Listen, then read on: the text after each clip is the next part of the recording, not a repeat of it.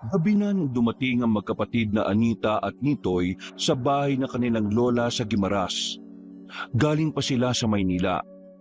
Kinailangan nilang lumuwas dahil sa magulong buhay nila sa Maynila. Ang kanilang ama kasi ay sangkot sa bentahan ng ilegal na droga at nasa alanganin ang buhay. Ang kanilang ina naman ay pinaghahanap ng mga pulis dahil sa kasong estafa. Kaya naman bilang nakatatandang kapatid ay nagdesisyon ng dalaga. Bago pa sila madamay at mapag-initan ng mga nakasakay sa motor, gumawa na siya ng paraan para makarating sa poder ng kanilang lola Alinda. Diyos ko, buti naman at nakarating na kayo. Kanina pa ako nag-aalala na baka nagkandaligaw-ligaw na kayo. Halika kayo, pumasok kayo dito sa loob. Pagkababa ng mga gamit, Ikwento mo nga sa akin, Anita, kung ano nangyari sa papa at mama mo. Hindi kasi kumpleto ang kwento mo sa text eh. Si papa sa droga, si mama naman may itinakbong pera ng ibang tao. Ay Diyos ko naman, ano ba nangyari dyan sa mga magulang mong yan? Eto si Tanoy, hindi na talaga nagbago ang buhay. Nakalaya na noon, bumalik na naman pala sa ganyang gawain. Lola, ayos lang ba talaga na dito na muna kami titira? Abay, bakit naman hindi? Mga apo ko kayo. Buti pa nga kayo, kilala pa ako yung iba kong apo. Nagkatrabaho lang hindi na nakaalala. Maraming salamat po, Lola. Wala na kasi talaga kaming matatakbuhan Kayo na lang po ang alam naming malalapitan. Ay nako, wala naman yon. Ka namang ibang tao. Nung bata ka nga ako nag-aalaga sa iyo Huwag po kayong mag-alala, Lola. Habang naririto ako, magtatrabaho ako para unti-unti ko pong mabayaran yung pamasahe na inutang ko po sa inyo. Ay hindi na kailangan. Ang gusto ko, ipagpatuloy mo ang pag-aaral mo habang narito kayo.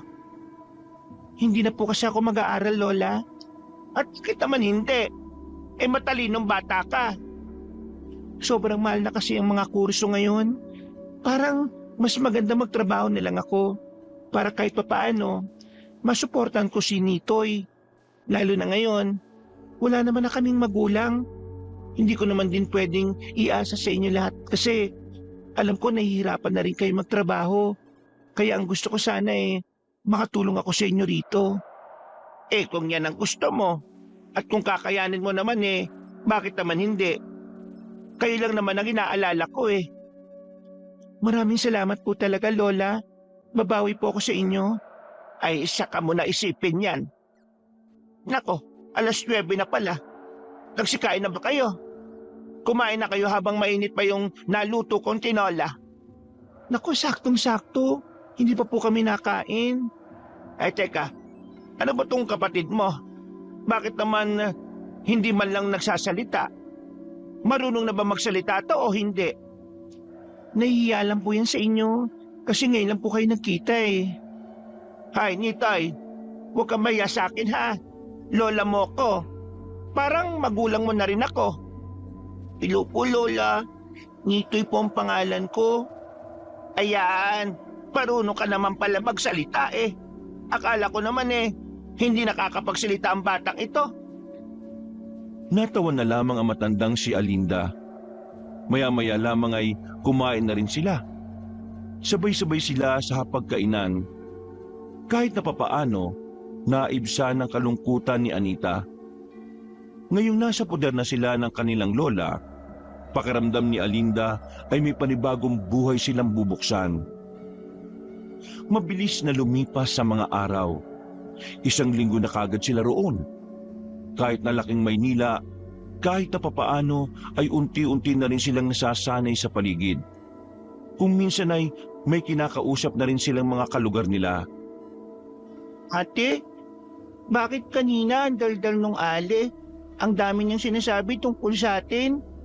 Sabi pa niya, ampun lang daw tayo ni Lola. Ay nako, huwag mong papansinin ang mga ganong uri ng tao. Mga wala lang silang magawa sa buhay. Chismosang tawag sa kanila. Kaya, hayaan mo na. Ang mahalaga, tayo. Wala tayong inaaping tao. Wala tayong tinatapakan. Ay, ate, may natapakan ako eh. Eh, pambira ka naman. Hindi ka naman natingin sa dinaraanan mo eh. Nakatapa ka tuloy ng tae. Ate, Kadiri, punasan mo. Lika dito. Doon tayo sa pusuhan. Hugasan natin ang paa mo. Nagmamadaling maglakad ang dalawa. Nang makarating na sila sa pusuhan sa bungad ng kanilang baryo, ay agad na hinugasan ni Anita ang paa ng kapatid. Habang naroon sila, nakatingin pa sa kanya ang ibang kalalakihan na naroon. Nakangiti na parabang hinuhubaran na siya sa tingin.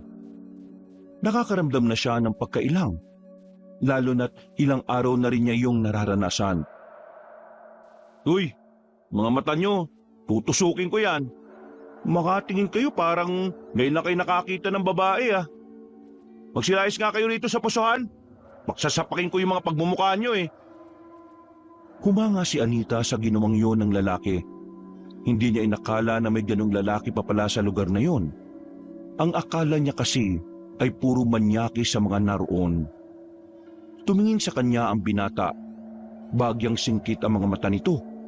Aminado ang dalaga na gwapo rin naman yun. Kaya hindi niya yon maiwasang hindi tingnan. Taga saan ka ba, miss? Diyan lang. Apo ko ni Alinda. Galing kami ng Maynila eh. 1 linggo pa lang kami rito.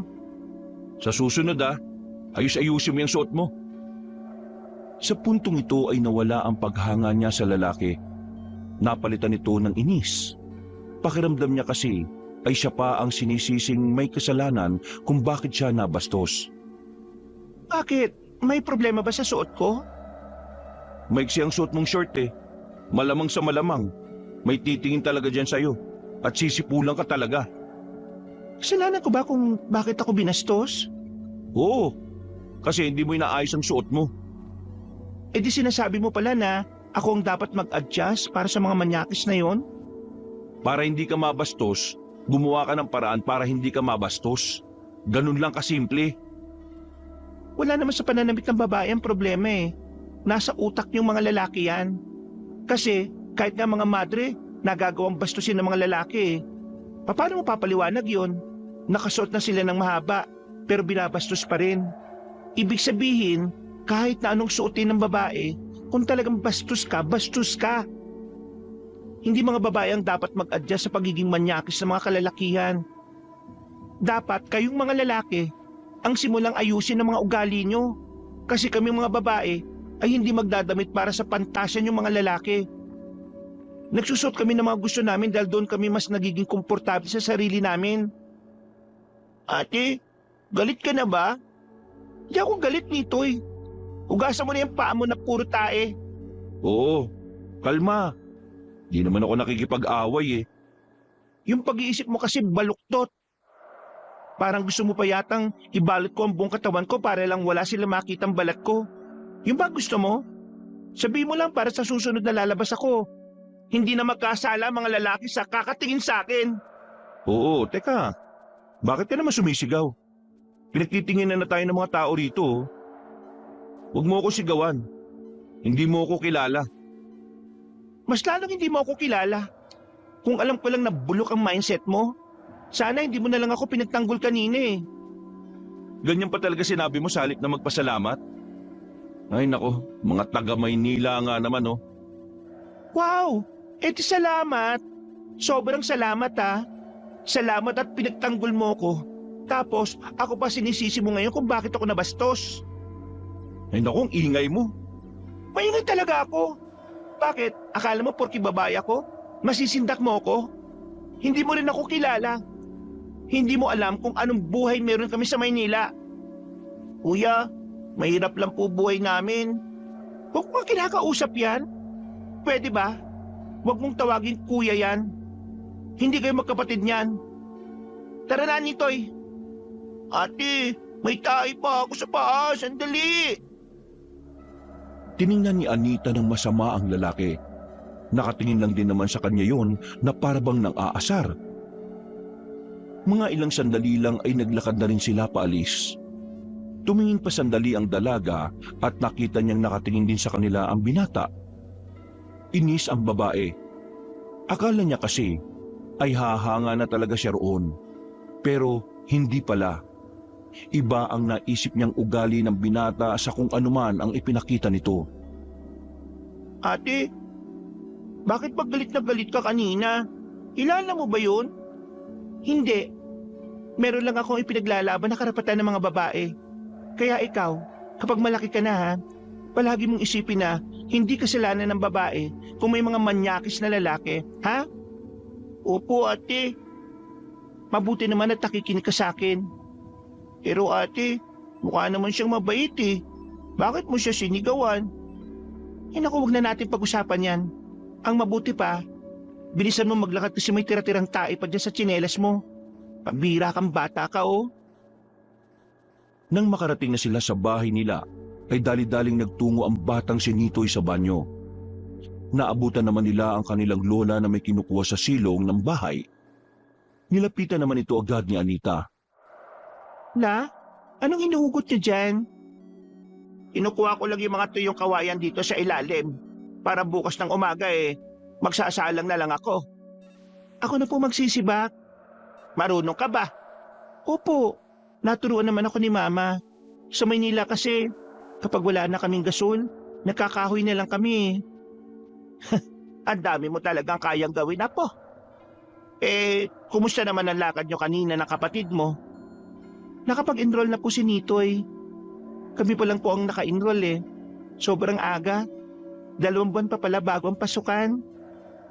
Mas maganda ngang mas maaga kayo sa oras. Kesa namang pahuli-huli pa kayo. Tinulungan na ni Anita matanda sa pagsisibak ng kahoy. Pagkatapos ay maayos naman niyang naisalansan ang mga nasibak na kawayan. Pagsapit naman ng kinahapunan, naglaban naman ang babae. Ang dami niyang pinagkakaabalahan kahit nasa bahay lamang siya. Ayaw na kasi niyang pakilusin pa ang lola nila, lalo na kung katatapos lang nitong magtrabaho. Dala ang 2 balde. Lumabas siya ng bakuran. Pupunta siya sa ilog para kumuha ng tubig. Wala naman kasi silang sariling linya ng tubig. Hindi rin naman sila nakapag-igib basta-basta sa kapitbahay dahil may oras lamang ang pag-iigib. Kaya kahit kailangan maglakad ng ilang minuto para makarating ng ilog, nagtiyaga na lamang ang dalaga.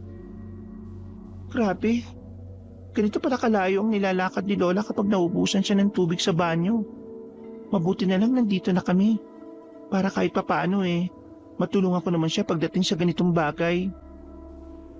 Nang marating na niya ang ilog, napagilid siya nang makitang may mga kalalakihan doon. Mga nakatambay sa batuhan. Napansin din niyang may mga daladalang yantok ang mga yon. Winasiwa sa ere at parang nag-iinsayo. Ano tong mga to? Mahawak ng espada? Ganun ba? Nang tingnan niya pa ng maigi ang mga yon, nakita niya roon ang isang pamilyar na mukha. Nag-init na naman ang ulo niya. Naroon kasi ang lalaking nakasagutan niya. Kahit na malayo, nabubwisit pa rin siya sa mukha nito. Bakit pa ako nagtatago? Kukuha lang naman ako ng tubig doon. Pakialam ko ba sa kanila? Nagmamadaling naglakad si Anita. Nang malapit na siya sa tubigan, biglang tumigil ang kalalakihan at tumingin sa kanya. Napatigil din siya. Lumapit naman sa kanya ang lalaking kinaiinisan niya. Oh, ikaw yung nakausap kong babae kanina no? Anong ginagawa mo rito? May dala akong 2 balde. May tubig sa gilid.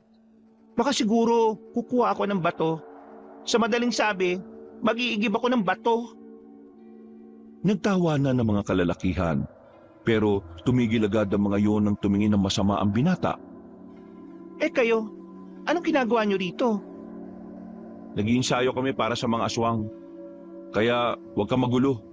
Umalis ka rito. Mga aswang? Wow! May ganun pala? Gawa-gawa? At saka, bakit mo ako papalisin dito? Inyo ba tong ilog? Miss, hindi naman talaga amin to Pero kasi itong ilog na pagkukuhaan mo ng tubig, hindi naman talaga dapat kunan ng tubig. Mukha lang malinaw yan, pero marumi yan. Doon kasi sa bandang unahan, maraming mga namatay na alagang baka. Yung iba, hindi na natagpuan kung saan. Kaya hindi ka na pwedeng kumuha ng tubig dito. Dahil sa mga bangkay na baka na di na natagpuan. Baka mangati kayo kapag ginamit nyo yan. Kung gusto mo ng malinis na tubig, doon, sa kabilang ilog. Hindi dito. Sa kabila?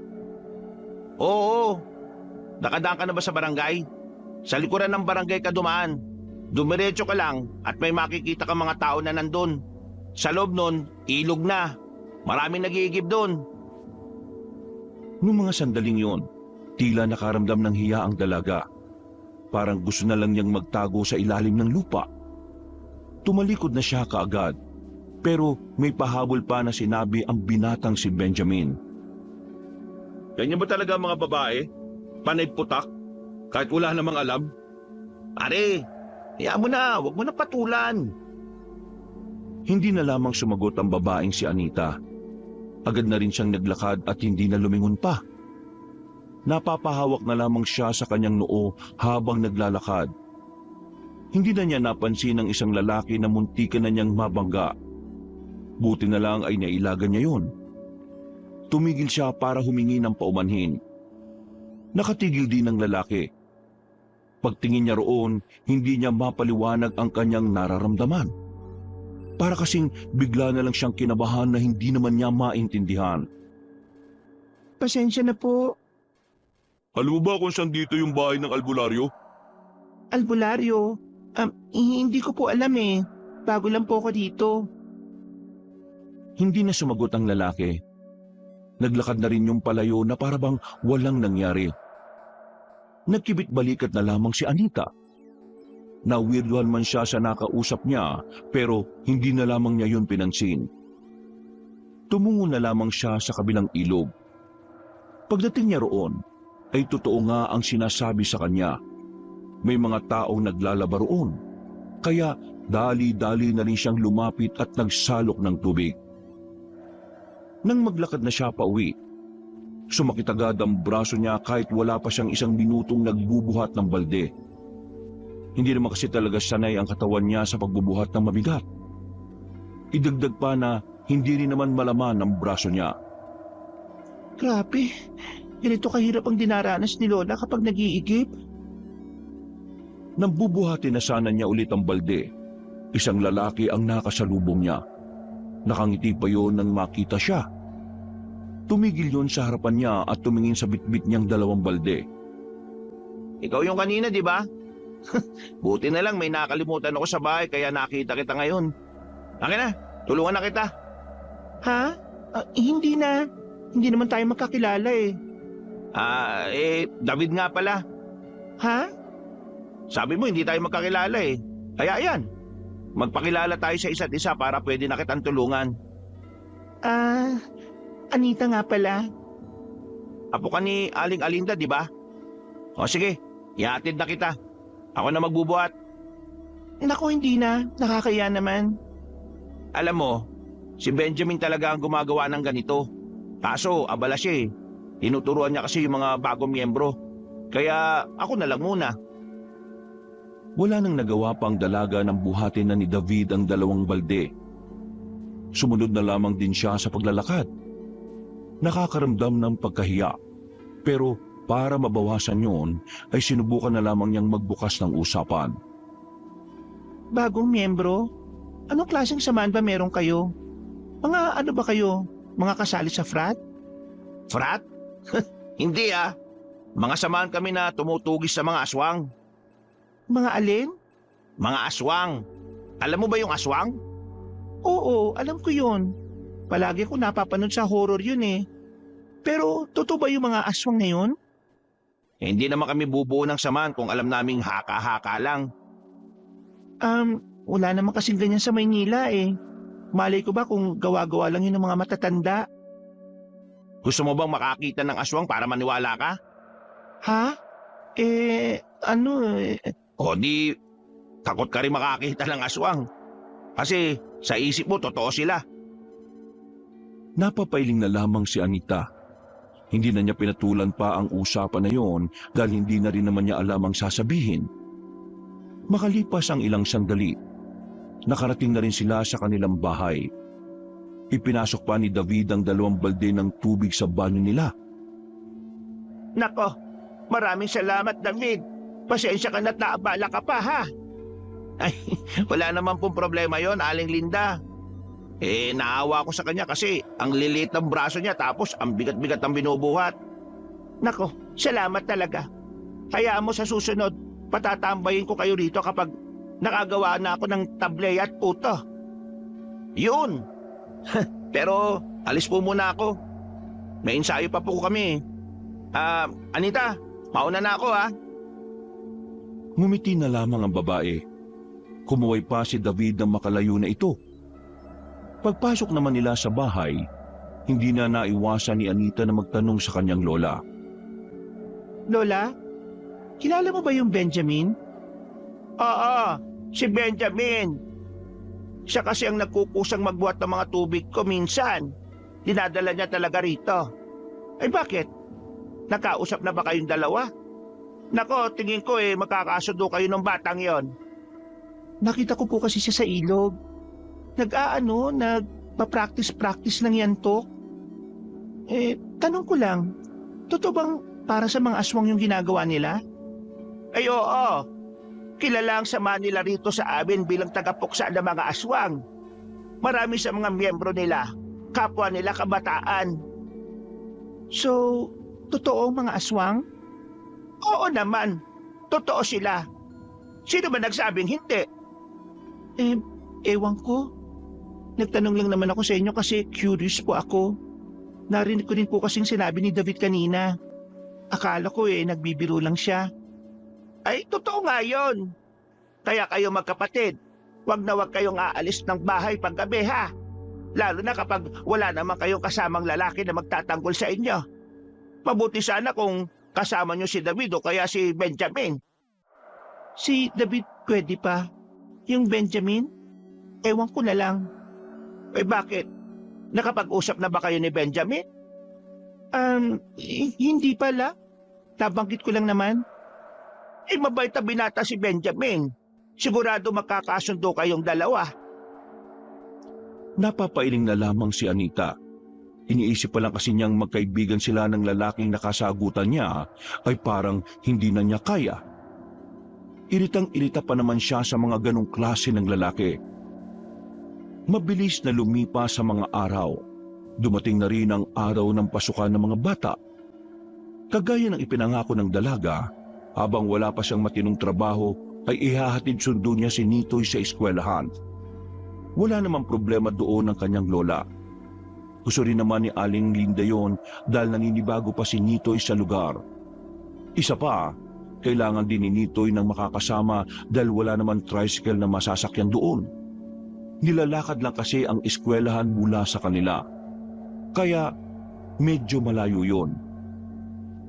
Nitoy, bilisan mo kumilos. Magliliwanag na malayo-layo pang lalakarin natin. Diyos ko ka talagang bata ka. Nakatulala ka pa. Ako na nga magsusuot ng medyas mo sa'yo.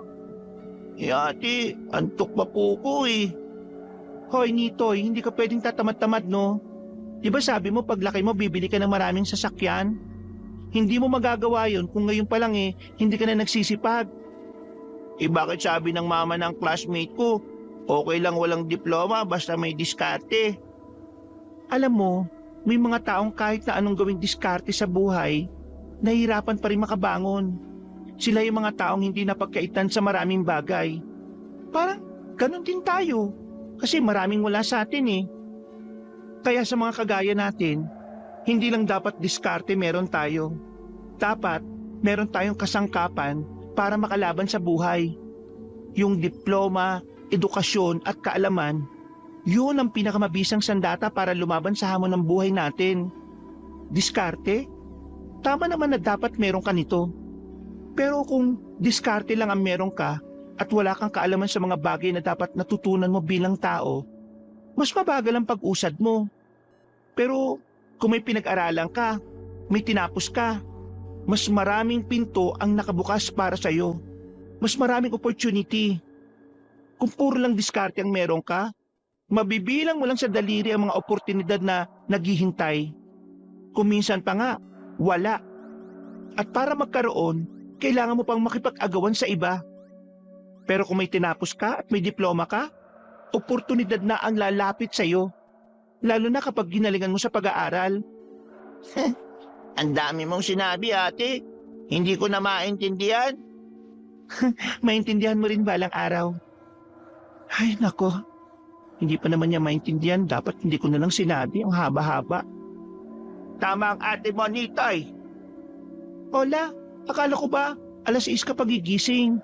Alas 5 pa lang Eh sa buhay, ang mga may kaalaman ang palaging nakakalamang sa kahit na anong aspeto. Ang mga madiskarte, nautakan pa rin ng matatalino. Ang diskarte walang silbi kung palaging kaagapay lang nito'y damdamin mo bilang mahirap. Kagaya na lamang ng nangyayari sa bansa natin ngayon. Lahat ng matatalinong politiko, sila pa ang nanlalamang sa mga kababayan nila. Alam mo kung paano nila nagagawa yon? Ha, Nitoy? Dumidiskarte sila gamit ang mga napag-aralan nila at tinahaluan nila yon ng kasamaan na nagre-resulta ng kasakiman.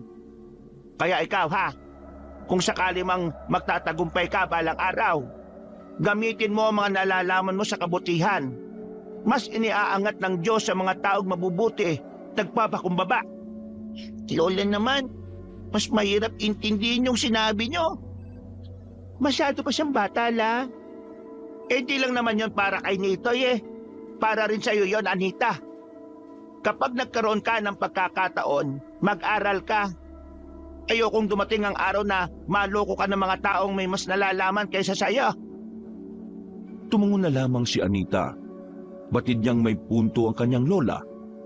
Sadyang hindi niya lang talaga maisip na isingit ang pag-aaral sa sitwasyon niya.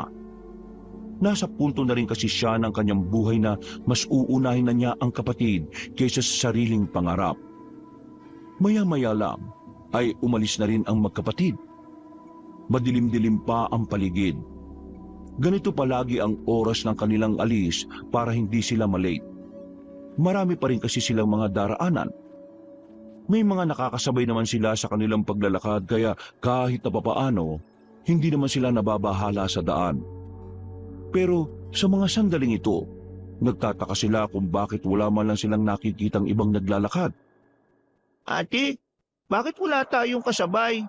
May pasok ba talaga o wala? May pasok.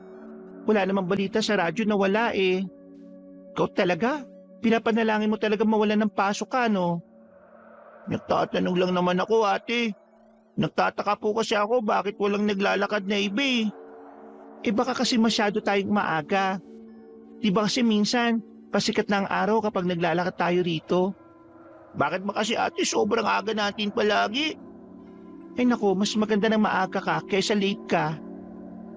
Habang naglalakad silang dalawa, meron silang napansin na isang lalaki na nakatayo sa gilid ng daan sa ilalim ng poste ng ilaw. Nakaramdam ng pagkabahala ang dalaga. Hinawakan na niya kagad si Nitoy. Nang makalapit sila, pasimple niyang tiningnan ng lalaki. Namukhaan niya ito. Sa pagkakatanda niya, ito ang lalaking nagtanong sa kanya tungkol sa hinahanap na albularyo.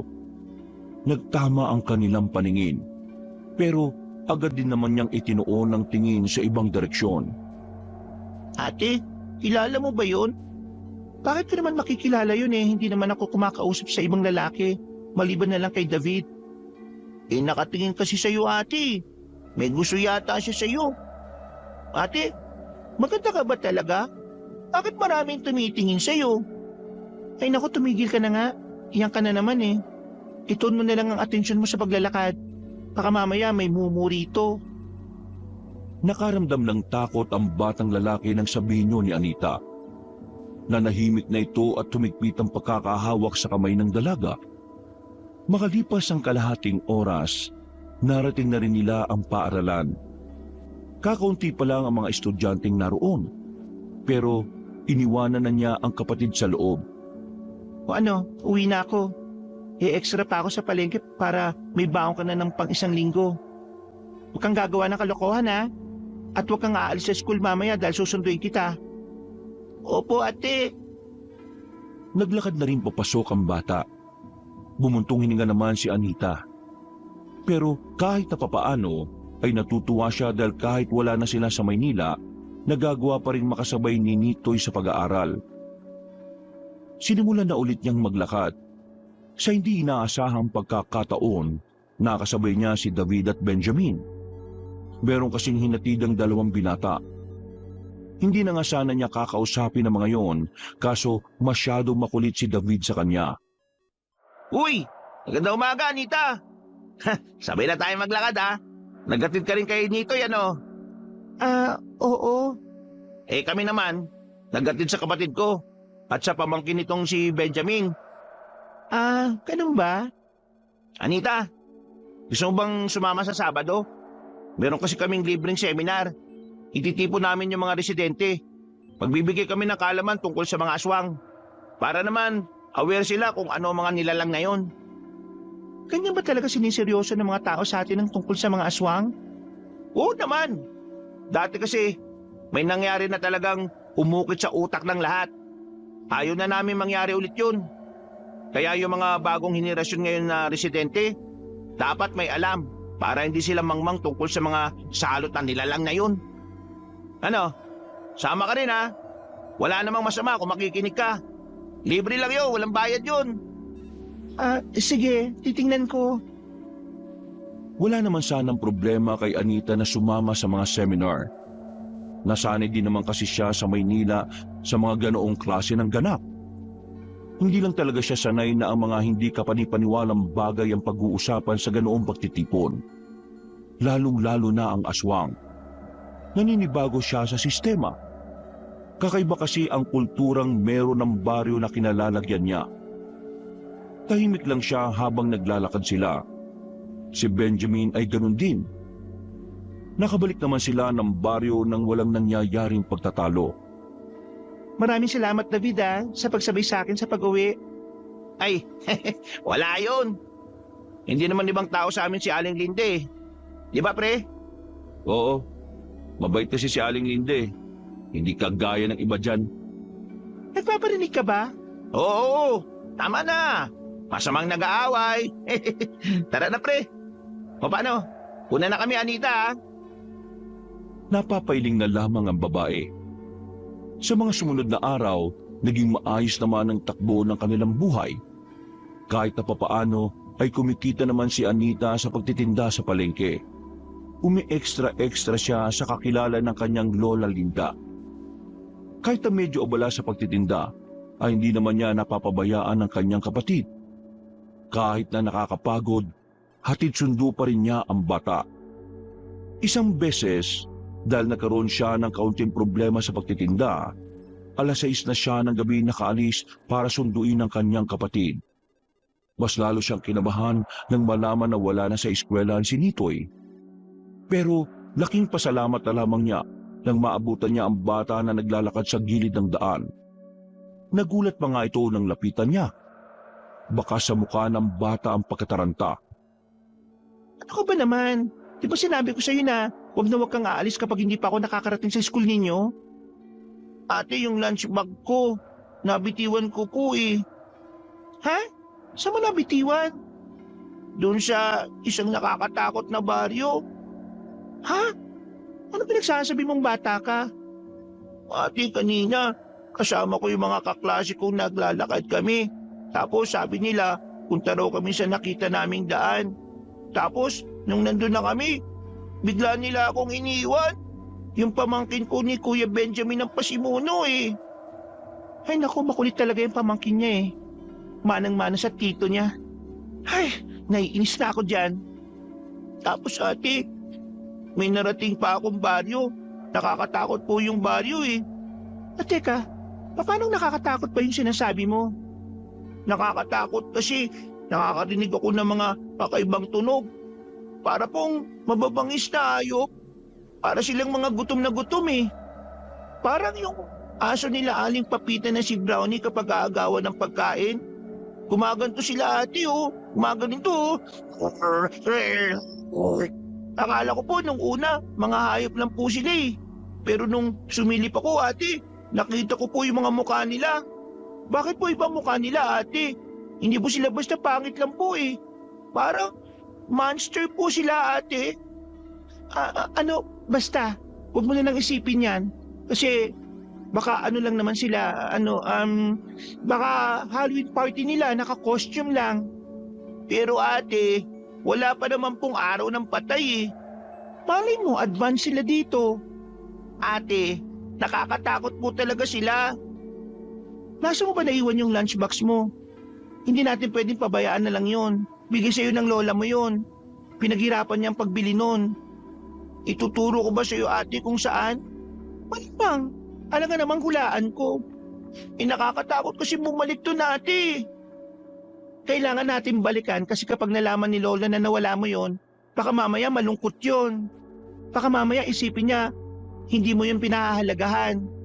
Halika, ituro mo sa akin. Hindi tayo uuwi kung wala yun. Pero ate, nakakatakot nga po talaga. Akong bahala. Kasama mong ate kaya hindi ka dapat matakot. Kahit na natatakot ang batang si Nitoy, wala siyang magawa kundi balikan ang lugar na natuklasan ito. Nasa 5 minutong lakaran lang. Natanaw na nila ang isang daan. Unang tingin pa lang ni Anita, masasabi na niyang walang gaanong dumadaan doon. Kung hindi kasi dahil sa mga barrier sa gilid, hindi niya malalaman na daanan pala yun dahil sa mga halaman na gumagapang na sa lapag. Diyan ate, diyan po sa daanan na yan. Pumasok po kami diyan. Tapos, konting lakad lang, may nakita na po akong lugar. Maraming kabayan po. Banda doon po sa mga halamanan, doon ko po nabitawan po yung lunchbox ko. Sige tara. Pwede po ate, dito na lang ako. Anong dito ka na lang? Delikado ko mag-isa ka rito. Hindi kita iiwan. Tara. Kumamot na lamang sa ulo ang batang si Nitoy. Wala na itong nagawa ng tumbukin na nila ang daan. Mga ilang sandali lang, nakita na nga nila ang lunchbox ni Nitoy. Pero kasabay nito, nakita rin ni Anita ang sinasabi ng kanyang kapatid. Dito na niya napatunayan na totoong lugar na yon. Wala siyang naririnig na mga angel, pero meron siyang mga nakikitang tao na kakaiba kumpara sa kanila. Dahil medyo maliwanag sa lugar na yon, dulot ng naglalakihang sulo, nakita niya ang kakaibang mukha ng mga naroon. Napatakip siya ng bibig. Kahit siya, hindi rin alam kung ano ang gagawin. Ikinalma niya ang kanyang sarili. Nang makakuha na ng tamang pagkakataon, hinila na niya ang kapatid at dali-dali na silang umalis doon. Tinakpan niya rin ang bibig ni Nitoy para hindi na ito makapagdaldal. Nang makalayo na sila, ay saka lamang niya yon pinagsalita. Sabi ko naman sa inyo ate, totoo yung mga nakita ko. Ate, sa tingin mo, ano kayang klaseng tao sila? Huwag na muna natin pag-usapan yan. Umuwi na lang muna tayo. Nagtindigan na ang balahibo ni Anita ng mga sandaling yon. Hindi niya inakala na siya mismo ang makakatuklas na totoo nga ang sinasabi ni David. Na tunay na nabubuhay ang mga aswang sa probinsya ng Guimaras. Buti na lang nandito na kayo. Akala ko kung ano na nangyari sa inyo eh. Ipapahanap ko na sana kayo kina Benjamin at David. Ano ba? Ginabi na kayo ha? Pasensya na la. Kanina kasi sa palengke, nagkandalito-lito na ako sa benta. Pero naayos ko naman. Kaya nga lang, nagsayang ako ng oras kaya nahuli kong sunduin itong si Nitoy. Ay, ganun ba? Sa susunod kapag ganyan, magsabi ka na lang sa akin. Puntahan mo ako sa pwesto ko para ako na lang ang susundo kay Nitoy. O kaya ipapasabay ko na lang kay Benjamin. Lola, may nakita po kaming pangit na muka. Nakakatakot. Nitoy, di ba sinabi ko na sa iyo na hindi ka dapat nanlalait ng kapwa mo? Masama yun. Ate, yung sasabihin ko po kasi, nangangatwiran ka pa kahit mali ka. Sige na, pasok na sa loob at magpalit ng pambahay. Lalabang ko na yung uniform mo. Kumakamot na lamang sa ulo ang batang si Nitoy. Naupo na lang siya sa gilid. Bumuntong hininga at saka sumandal sa dingding. Sigurado ka bang ayos ka lang? Opo la, pagod lang. Natataranta na kasi ako kanina kasi ginabi na kami. Pero ayos lang ako. Sigurado ka bang walang ibang nangyari? Wala naman po. Bakit po? Wala naman. Tinatanong ko lang. Baka kasi nagdilihim ka na naman. Yung pambabastos nga sa'yo ng mga kalalakihan nung nakaraan hindi mo sinabi. Hindi ko pa malalaman kung hindi sinabi ng kapatid mo. Huwag ka mag-alala. Pinagsabihan ko na ang mga lalaking yon. Tumango na lamang si Anita, pero ang totoo ay hindi naman yon ang iniisip niya. Ang tanging nakasiksik sa utak niya nung gabing yon ay ang aswang. Malakas kasi ang hinala niya na ang nakita nila ay mga lihitimong aswang na siyang binabanggit ng 2 binata. Napuyat kakaisip si Anita. Buti na lang din ay Sabado kinabukasan at wala rin mampasok ang dalaga. Ganon rin si Nitoy. Bandang 7:00, kung kailan siya dinalaw ng antok, saka naman umingay sa kanilang lugar. Okasyon dito, okasyon doon. Kaya kahit gusto na niyang matulog, mananatili siyang mulat habang tinitiis ang tinig ng mga nagkakantahan. O Anita, aalis na muna ako ha. Marami kasi nagpapalinis ng kuko sa bayan mga amiga ko. Papatusin ko na lang kasi sayang naman. Sige po la, mag-ingat po kayo. Ako na po bahala rito sa bahay. Wala pang 5 minutong nakakaalis sa matanda, dumating naman si David at Benjamin. Agad na nag-init ang ulo ni Anita nang makita si Benjamin dahil naalala niya ang ginawa ng pamangkin nito. Nilapitan niya si Benjamin na dapat sana ay maghahatid lang ng kamuting kahoy kay Aling Linda. Ito na yung kamuting kahoy na binili ni Aling. Hoy, Benjamin, pagsabihan mo yung pamangkin mong si Buknoy Isinama nila ang kapatid ko sa liblib na lugar tapos bigla nilang iniwan. Pamangkin mo may pakana daw nun. Buti na lang nabutan ko si Nitoy sa daan. Paano kung hindi? Dinaligaw na ang kapatid ko. Wala bang magulang ang pamangkin mo para turuan ng mabuting asal? Wala naman akong alam sa nangyari. Sige, susubukan kong kausapin. At oo, walang magulang si Buknoy. Matagal nang patay. Sanggol pa lang siya. Kaya kung ano man ang ginawa ng pamangkin ko sa kapatid mo, humihingi ako ng paumanhin. Makulit at sutil talaga yan si Buknoy Kaming magkakapatid lang kasi ang nagpalaki sa kanya. Hindi naman kami magulang kaya wala kaming ideya kung paano magpalaki na maayos. Hindi kaagad nakapagsalita si Anita. Buong akala niya kasi ay makikipagtalo pa si Benjamin sa kanya. Alam niya kasing ma-pride ang lalaki. Pero nung umagang yon, tila nagbago ang ihip ng hangin. Hindi man lang pumalag si Benjamin. Matapos ilapag ng lalaki ang kamuting kahoy sa gilid ng pinto, ay umalis na rin yon. Ganyan si Benjamin kapag alam niyang siya ang may mali. O kapag alam niyang hindi na dapat sa mga tuwiran. May nasabi ba ako mali? Wala naman. Bakit? Nag-aalala ka, no? Hindi Ay, naiba tayo. Pupunta ka ba mamaya? Gabi yun. Sama ka na. Para magkaroon ka ng ideya sa mga aswang. Kasi malay mo, anumang araw ngayong buwan bigla na lang may magpakitang aswang. O baka mamaya, biktimahin ka. Kapag may alam ka sa kanila, alam mo na rin ang gagawin mo. Hindi naman sa sinasabi kong magpakita sa iyo pero gusto ko lang ding maging handa ka. Kailan ba huling may nagpakitang aswang dito? Matagal-tagal na rin. Siguro yung uli, hindi pa buo yung grupo namin. Pero ang sabi ni Mang Pepe, baka nagmumuni-muni lang daw ang mga aswang. Nagpaparami. O kaya nagpaplano. Tapos isang araw bibiglayin na lang yung mga tao. O baka palihim na gumagawa ng paraan para sakupin tong baryo natin. Pati na rin ang ibang parte ng Guimaras. Sa hindi malamang dahilan, naramdaman na lamang ni Anita ang pagtindig ng kanyang mga balahibo. Bigla siyang nilamig kahit na mainit naman ang umagang yon. Kapag naalala niya kasi ang itsura ng aswang na nakita niya, lumalakas ang tibok ng kanyang puso. Nararamdaman niya ang takot na nararamdaman ng batang si Nitoy.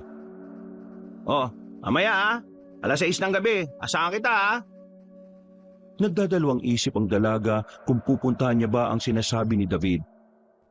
Kahit kasi naniniwala na siya sa aswang, natatakot siya na baka madamay siya sakaling makita ng mga nilalang na yun ang pagtitipon. Pero sa kabilang banda, kinakain din siya ng kanyang kuryosidad kung ano nga ba ang maaari niyang matutunan tungkol sa mga aswang.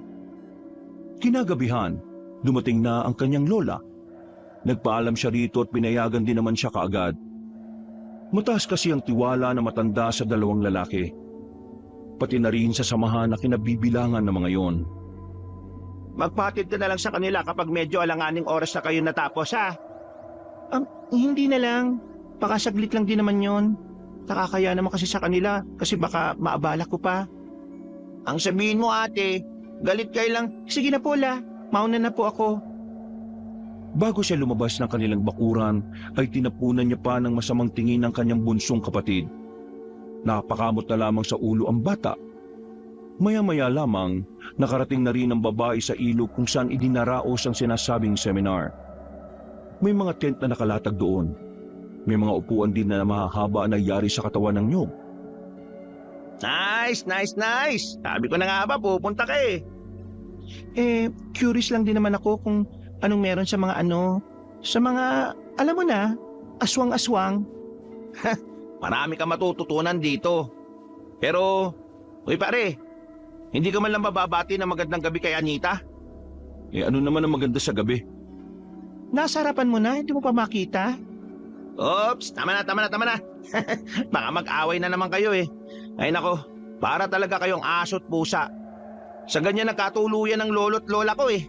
Kaso, 1 buwan pa lang sila eh, na-aksidente na sila sa motor. Gawa-gawa ka ng kwento. Buhay pa si Mang Topper at si Aling Nilda hanggang ngayon. Wala ako sinabing namatay ah. Sabi ko na-aksidente lang. Tapos, nagkatuluyan pa rin. O tara na, tama na daldal. O Anita, dito ka maupo. Sunod ka sa akin. Inirapan pa ni Anita ang lalaking si Benjamin at saka umupo na rin sa bandang gilid. Nagsimula ang pagsasalita nila David sa harapan. Unang paksa pa lang ay naintrigan agad ang babae. Pero habang tumatagal ay unti-unti na rin siyang nagiging interesado. Dahil dito, pumapasok na sa utak niya ang lahat ng sinasabi ng mga binata. Isa sa mga natutunan niya sa mga aswang na talagang nagdulot ng kaba sa kanya ay ang kakayahan ng mga aswang na mag-anyong normal na tao. Nagiging tamang hinala na tuloy siya. Iniisip niya na sa dami ng tao na nakakahalubilo niya, maaaring isa na roon ay aswang. Makalipas ang 2 oras, natapos na rin ang pagtitipon. Masaya si Anita sa mga nalaman niya. Pero may halo pa rin itong pangamba dahil na rin alam niyang totoo talaga ang mga nilalang na yon. Palis na siya nang lapitan siya ni Benjamin. Hindi na sana niya papansinin yun pero meron itong iniabot sa kanya. Ano yan? Pulseras. Binibigay namin ito sa mga dumadalo sa mga ganitong pagtitipon namin. Sila meron na. Mga lagi kasi silang nandito eh. Ikaw, bago ka pa lang kaya bibigyan ka rin namin. Ang dami ko ng pulsera sa bahay eh. Hindi to basta pulseras. Proteksyon to sa mga aswang. Pwede maging proteksyon ng pulsera sa mga aswang? Sabi ko na eh. Di ka nakikinig kanina eh. Ang sabi lang kasi kanina, kwintas ang ginagamit na pangontra. Ang sabi kanina, kahit anong alahas ay pwedeng gawing proteksyon. Sige na, tanggapin mo na.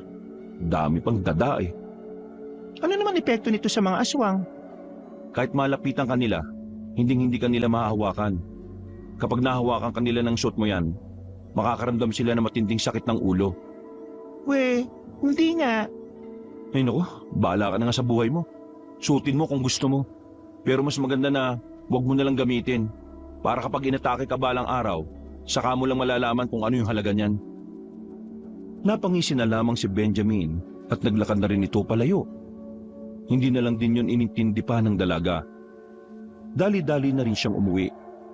Isinuot na lang din niya ang pulseras. Katwiran niya, wala namang mawawala kung maniniwala siyang gumagana ngayon kontra sa mga aswang. 5 araw pa ang dumaan. Wala naman nangyaring kakaiba. Payapa pa rin ang buhay ni Anita. Walang aswang na nagpaparamdam. Sa isip-isip niya noon, baka masyado lang siyang nag-iisip. Nakakatulog na rin siya na maayos. Hindi na rin siya nababahala sa tuwing maglalakad silang 2 magkapatid ng 5:00 ng umaga. Anita, apo, may gagawin ka ba ngayong hapon na ito? Wala naman po, La. Umuwi na nga ako kagad kasi ang tumal ng benta sa palengke. Kung ganun pala, pwedeng ikaw na lang munang kumuha ng utang ni Milagros. Masakit kasi ang paa ko ngayon eh. ipapahinga ko na muna. Milagros? Yung pinuntahan natin nung nakaraan sa kabilang baryo? Oo, siya nga. Kilala ka rin naman nun. Sabihin mo lang, ikaw ang tatanggap. Ang sabi sa akin kaninang umaga ngayong hapon daw siya magbabayad. Sayang din yon. Sige po, wala namang problema la. Pwedeng umalis na rin ako ngayon para hindi ako gabihin. Ate, sama! Maniningil lang ako ng pautang ni Lola. Huwag ka nang sumama. Magbasa ka na lang dyan ng libro mo. Sige na ate, sama na ako. Wala akong magawa eh. Sige na po. Hindi rin naman ako makapaglaro kasi wala po akong kalaro dito. Sama na ako ate para makalabas din naman ako. Ay nako, bawal ang bata doon. Isa pa, maglalakad tayo ng pagkahaba-haba. Lola, sama ako la. Sige na la, sabihin mo kay ate sama ako. Ay naka, sige na. Isama mo na ang isang ito. Kawawa naman eh. Nabuburyo din kasi dito sa bahay natin yan. Oh, sabi ni Lola ate sama daw ako La, baka magturo lang yan dun eh. Mabawasan pa yung perang masisingil ko. Ay Nitay, isasama ka ng ate mo pero huwag ka magpapabili ng kung ano-ano ha. Wala tayong pera. Yung pera masisingil panggastos natin dito yan sa bahay. Opo la, hindi po ako magpapabili ng kahit na ano. Oh, ayan, sama mo na yan. Bumuntong hininga na lamang si Anita, pero wala na rin siyang nagawa kundi isama ang kapatid. Hindi rin naman kasi niya ito matiis. Habang naglalakad, Nitoy, ayaw ko na makulit doon Baka sa halip na makasingil tayo, mairita sa atin si Aling Milagros. Mainitin pa naman daw ang ulo nun. Kumakain daw yun ng bata. Ha? Kumakain ng bata si Aling Milagros? Di, aswang po pala yun, ate. Ay naku, huwag kang nga magsalita ng ganyan. Baka mamaya may makarinig sa'yo at isipin totoo yung sinasabi mo. Sabi mo po kasi aswang siya Ang aswang po kasi kumakain po ng bata Oh, saan mo naman nalaman yan? Kay Bukloy po. Narinig daw niya kasi kay Kuya Benjamin na yung mga aswang daw po kumakain ng tao. Totoo po ba talaga yun, ate? sandaling napaisip si Anita. Narinig din kasi niya ang tungkol doon nang dumalo siya sa pagtitipon. Kahit na alam niyang maaaring posible nga yon, hindi naman niya basta na lang paniwalain ang bata sa bagay na yon.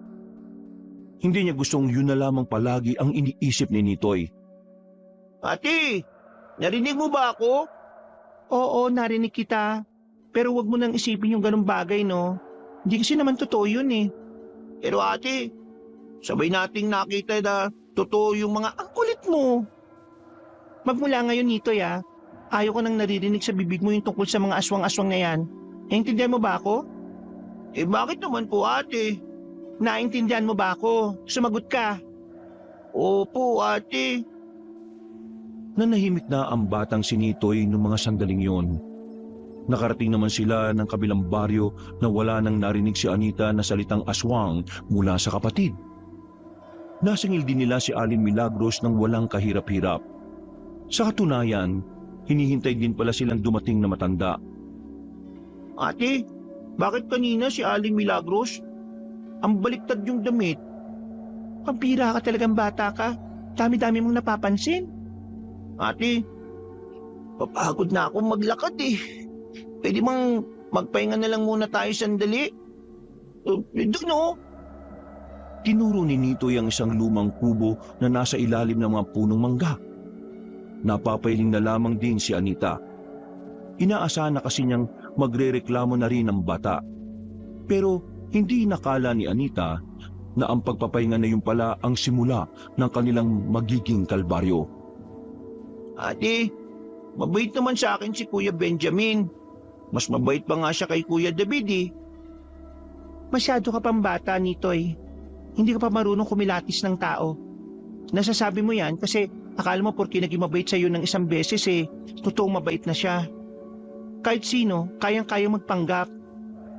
Bakit naman po siya magpapanggap na mabait sa akin? Sino po ba ako sa kanya? Aba, ewan ko sa kanya. Bakit hindi mo siya tanungin? Sige ate, kapag nakita ko siya, tatanungin ko po siya. Ay, Diyos ko. Kapatid nga kita. Ate, tingnan mo yun Tingnan mo ate. May mga nakaitim po. Tinuro ni Nitoy ang grupo ng mga tao na hindi naman kalayuan sa kanila. Pumasok ang mga yon sa loob ng kagubatan. Sa hindi inaasahan na pagkakataon, biglang tumakbo ang batang si Nitoy patungo roon. Nataranta naman ng dalaga kaya wala itong nagawa kundi ang sundan ng kanyang kapatid. Nang makalapit na sila roon, agad niyang dinakma si Nitoy at tinakpan ang bibig nito. Pasaway ka talaga kahit na kailan. Nakakainis ka talaga. Shh! Ate, huwag ka maingay. Baka marinig tayo. Marahang sumilip si Anita sa halamanan. Nakita niya ang mga nakaitim na naglalakad patungo sa iisang direksyon. Walang kamalay-malay ang mga yon na nasa paligid ang magkapatid. Noong mga sandaling yon, malakas ang tibok ng puso ni Anita. Parang nanghihina rin ang kanyang tuhod sa sobrang kaba. Hinila na niya ang kapatid niya para sana umalis na lang. Ang kaso nga lang, sumabit ang short ni Nitoy sa sanga ng halaman. Nawarak ang short. Nakita ang pisngi ng puwet ng bata kaya umiyak ito. Tila nakalimutan na nasa alanganing sitwasyon silang dalawa. Mabilis na tinakpan ni Anita ang bibig ng kapatid. Pero huli na ang lahat. Nang tingnan ni Anita ang nakaitim, nakadako na ang tingin ng mga yun sa kanila. Kaya naman agad na binuhat ng dalaga ang bata kahit medyo mabigat yun. Tumakbo sila ng mabilis. Narinig na rin nila ang paghabol sa kanila. Nakakainis ka talaga kahit na kailan. Ikaw kaya umila sa akin. Sira na tuloy yung paborito kong short eh. Pwede mo manahimik ka? Ang bigat-bigat mo. Nagawa nilang taguan ng mga humahabol sa kanila. Kaya nga lang, hindi na sila nakabalik sa dinaanan nila nung una dahil sa taranta. Tahimik lamang ang magkapatid habang nagtatago. Tila naririnig na ni Anita ang kabog ng kanyang dibdib sa sobrang kaba. Maya-maya pa, nakita nilang lumagpas na ang mga humahabol sa kanila. Sa puntong yon, nasiguro na nga ng dalaga na aswang ang mga nakaitim. Narinig niya kasing umaangil ang mga yon na parabang gutom na gutom. Tumingin ang dalaga sa itaas. Malapit nang gumabi. Didilim na ang buong paligid. Bagay na mas lalong nagpakaba sa kanya. Hindi niya pa alam kung papaano sila makababalik. Muli silang lumabas sa pag-aakalang hindi na sila makikita ng mga aswang. Ngunit hindi pa man sila nakakalayo. Nakasalubong na nila ang mga nilalang. Napayakap na lamang ang batang si Nitoy sa hita ng kanyang ate. Lalong naiyak ang bata. Nakalimutan na nitong nakalabas ang kaliwang pisngi ng puwet nito dahil sa nararamdamang takot. At kakainin na nila tayo. Huwag ka matakot. Ako bahala. Sige, subukan niyo lang lumapit. Huwag patay sa inyo. Sige! Dinampot ng babae ang sanga sa gilid. Pero dahil manipis lamang yon, naputo lang din ito pagkapalo niya sa isa. Umangil ang aswang na lalong kinatakot nilang dalawa. Sa mga oras na ito, sinubukan na lamang nilang magdasal sa pagbabaka sakaling merong mangyaring himala. Hahawakan na sana sila ng aswang pero napansin ni Anita na hindi na yun lumapit. Nakatingin lang ang mga aswang sa kamay niya, partikular sa pulseras na kanyang suot-suot. Dito na niya napagtantong totoo ngang gumagana ang proteksyon na yon. Ang kaso nga lang, nakaisip pa rin ang mga aswang para dalhin sila. Naglabas ng patalim ang mga yon. Akmang ipupukol na ng mga aswang ang mga hawak na kutsilyo nang biglang dumating ang grupo nila Benjamin. Hawak ang mga itak, pinagtatatagan nila ang mga aswang. Tinakpan na lamang ni Anita ang mga mata ng kanyang kapatid. Masyado kasing marahas ang nasasaksihan nila. Pumapalag ang mga aswang, pero dahil sa kahusayan na pinapakita ng grupo ni Benjamin, ay agad na napaatras sa mga aswang. Habulin nyo! Patayin nyo! Ano? Nasaktan ba kayo? Hindi naman. Wala kaming galos. Maraming salamat dumating kayo. Buti na lang kamo, nagro-ronda kami ngayon sa gubat. Nakaabot kami rito dahil sa mga bakas ng aswang eh. Ano ba nangyarit napatpat kayo rito?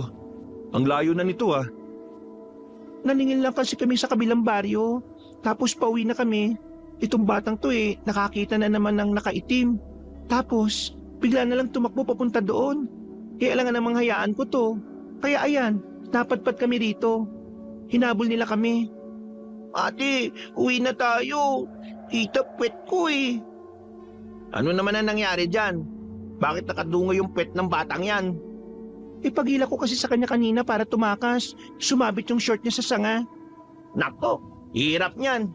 O ito, takpan mo muna ng polo ko. Baka mahamugan yung puwet mo. Sabi ko si Yuti, mas mabait si Kuya Benjamin kaysa kay Kuya David eh. Tingnan mo nga nakasal pa ako ni Kuya David. Natawa na lamang ang binata ng mga sandaling yon. Maya-maya lang din ay nakabalik na ang kanilang mga kasama. Hindi na naabutan ng mga yon ng mga aswang. Kaya naman, minabuti na lamang nilang umuwi. Nang makarating na sila sa kanilang baryo ay saka lamang napanatag ang kalooban ni Anita. Nakahinga na rin siya ng maluwag. Sa susunod wag na wag niyo nang papansinin ng mga bagay na alam niyong hindi pangkaraniwan. Mapapahamak lang kayo. Wag din kayong lalabas ng mag-isa. Hanggat maaari, wag pumunta sa mga liblib na lugar nang hindi kami kasama ha. Pwede kayo magpasama sa amin kapag meron kayong gustong puntahan.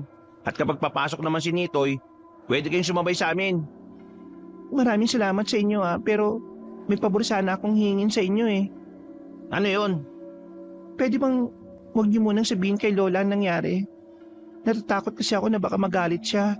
O baka naman mag-alala siya ng sobra at ma-stress pa siya. O sige, pero kailangan malaman ng mga tao na meron kaming nakaengkwentrong aswang Sasabihin na lang namin na wala kayo ron. Hindi na talaga normal ang lahat, Anita. Nagbabalik na sila. Napalunok na lamang ng laway ang dalaga. Nang makauwi na sila sa kanilang bahay, naabutan nila si Aling Linda na naghahain na ng hapunan. Nakangiting inabot ni Anita ang perang nasingil. Iyon!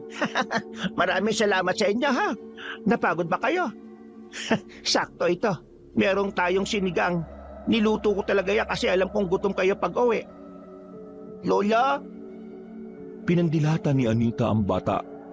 Nakuha naman agad ni Nitoy ang nais sabihin ng dalaga. Kumamot na lamang ito sa ulo. Bakit? Ano yan, Nitay? Wala po. Sabi kong sarap ng luto nyo kahit amoy pa lang. Diyos ko, nambola pa itong batang ito. Karne lang naman ang kakainin mo dyan kasi masyelang ka sa gulay. Matapos kumain, nagmuni-muni muna sa labas ang dalaga. Hindi pa rin nawala sa kanyang isipan ang mga nangyari. Ramdam pa rin niya ang kaba. Kahit anong gawin niyang tapik sa dibdib, ay hindi yun nawawala. Sinilip niya sandali ang kanyang lola at kapatid. Kita niyang nakaiga ng dalawa sa kwarto. Sinamantala niya ang pagkakataon na yun para lumabas. Pupunta niya si David sa bahay nito. Sasabihin niya ang tungkol sa misteryosong baryo ng mga aswang. Pero sa kalagitnaan ng kanyang paglalakad, si Benjamin ang kanyang nakasalubong. Nagkatinginan silang dalawa. Kahit na hindi niya yung kasundo, naisip niyang kay Benjamin na lamang sabihin total ay nakita na niya ito. Benjamin, may gusto sana akong sabihin. Kung tungkol na naman to sa pamangkin ko, bukas na lang. Hindi to tungkol sa pamangkin mo. Hindi ako mang-aaway ngayon. Seryoso ang sasabihin ko. Ano bang sasabihin mo? Diretsuin mo na nga ako. Tungkol ito sa mga aswang. Sa lugar kung saan sila nakatira. Sa mga aswang? Teka, anong nalalaman mo? Nung nakaraan, yung kinuwento ko sa inyong niligaw ng pamangkin mo yung kapatid ko, meron kaming natuklasan na isang lugar noon. Mga aswang ang naroon. Paano mo naman nalaman na aswang yon? Nakita mo ba? Oo. Kitang-kita ng dalawang mga mata ko. Kami magkapatid. Pangit ang mga mukha nila. Kakatakot.